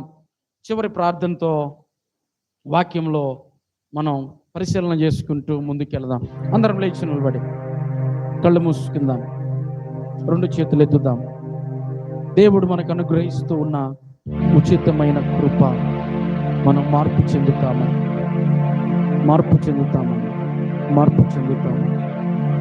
కాలం సమయం నావేనంటూ అనుకుంటున్నావా? రోజులన్నీ నావేనంటూ జీవిస్తున్నావా? కాలం సమయం నావేనంటూ అనుకుంటున్నావా? రోజులన్నీ నావేనంటూ జీవిస్తున్నావా? దేవుని ముందు నిలిచే రోజుంది, నీ లేఖనప్ప చెప్పే రోజుంది. దేవుని ముందు నిలిచే రోజుంది, నీ తక్కిడ తూకం వేసే రోజుంది. ఆగవేమమ్మా, నా మాట వినవమ్మా, నీ గుండె తలుపులు తెరచి యేసుని పిలుచుకో. ఆగవేమయ్యా, నా మాట వినవయ్యా, నీ గుండె తలుపులు తెరచి యేసుని పిలుచుకో. కాలం సమయం నావేనంటూ అనుకుంటున్నావా? రోజులన్నీ నావేనంటూ జీవిస్తున్నావా? అందరం కళ్ళు మూసుకొని 2 చేతులు ఆకాశం వైపు చూపిస్తూ, నా కాలాలు, నా సమయాలు నా చేతిలో ఉంటాయి, నా జీవితమే నీ చేతిలో ఉంటాయి. మధ్యాహ్న కాల సమయంలో నాతో మాట్లాడాలి. నా ఆత్మీయ జీవితం, నా మంచం మీదే నా ఆత్మీయ జీవితం, ఆత్మీయ యుద్ధం, పోరాటం, చెడు ఆలోచన, చెడు దృష్టి నా మంచం మీద. నీ వాక్య ధ్యానము కలిగి ఉన్నట్టు నీ మంచం మీద నేను ఓగును జయించాలి ప్రభు. నా జీవితంలో ఓగును జయించాలి. ఆ ఓగును జయించినప్పుడే నేను కానానుకు చేరగలుగుతానని మీరు తెలియచేశారు. అన్నిటికన్నా మించి పానుపు నిష్కలంకంగా ఉండాలని తెలియచేశారు. నా మంచం అపవిత్రమైపోకూడదు ప్రభు, నా పడక అపవిత్రమైపోకూడదు ప్రభు, నా మంచం పరాయ పురుషుడికి ఆధారం అవ్వకూడదు, నా మంచం పరాయి స్త్రీకి ఆశ్రయం ఇచ్చేది ఉండకూడదు. పరిశుద్ధమైన పాన్పుగా నేను చనిపోయేంత వరకు నా మంచం ఉండాలి ప్రభు. ప్రభువా నన్ను కనికరించండి, దేవా నన్ను కనికరించండి. యాకోబు కుమారులలో ఒకడు రూబేను అన్నవాడు యాకోబు మంచం అనేది దానిని అపవిత్రపరచను అని వాక్యం సెలవిస్తుంది.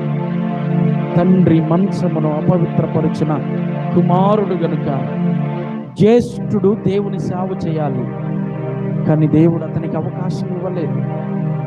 రూబేనుకు అవకాశం ఎందుకు ఇవ్వలేదు అని అంటే తన తండ్రి మంచాన్ని అపవిత్రపరిచాడు. ఈ రోజున నీకు రావలసిన దీవెనలు ఎన్నో ఉన్నాయి, కానీ అవి రావటం లేదు. కారణం తెలుసా? నీ మనసు అపవిత్రమైపోతుందేమో, నీ పడక అపవిత్రమైపోతుందేమో, నీ యొక్క నడవడి అపవిత్రమైపోతుందేమో. అలా అపవిత్రపరచబడిన దానిలో గనక నేను జీవిస్తే ఏ ఉపయోగము లేదు, ఏ ఉపయోగము లేదు, ఏ ఉపయోగము లేదు. ప్రార్థించడం, రెండు చేతులు ఎత్తి నిన్ను ఓగును జయించాలి ప్రభా, అటువంటి స్థితిని దయచేయండి అని అడుగుదాం. ప్రేమ కలిగిన తండ్రి, వందనాలు. విన్న వాక్యం అందరు హృదయంలో ఫలాభివృద్ధిలోనికి వచ్చునుగాక. ఈ వాక్యాన్ని తీసుకొని వెళ్ళాలని చూస్తున్న దుష్టుణ్ణి యేసు నామములో బంధిస్తూ ఉన్నాం. నీ కృపాక్షేమంతో నింపి నడిపించి బలపరిచి భద్రపరిచి క్షేమమునకు లేవనెత్తమని నజరేయుడైన యేసు పరిశుద్ధ నామములో ప్రార్థన చేసి అడిగి వేడుకొంచున్నాం తండ్రి. ఆమేన్. ప్రభు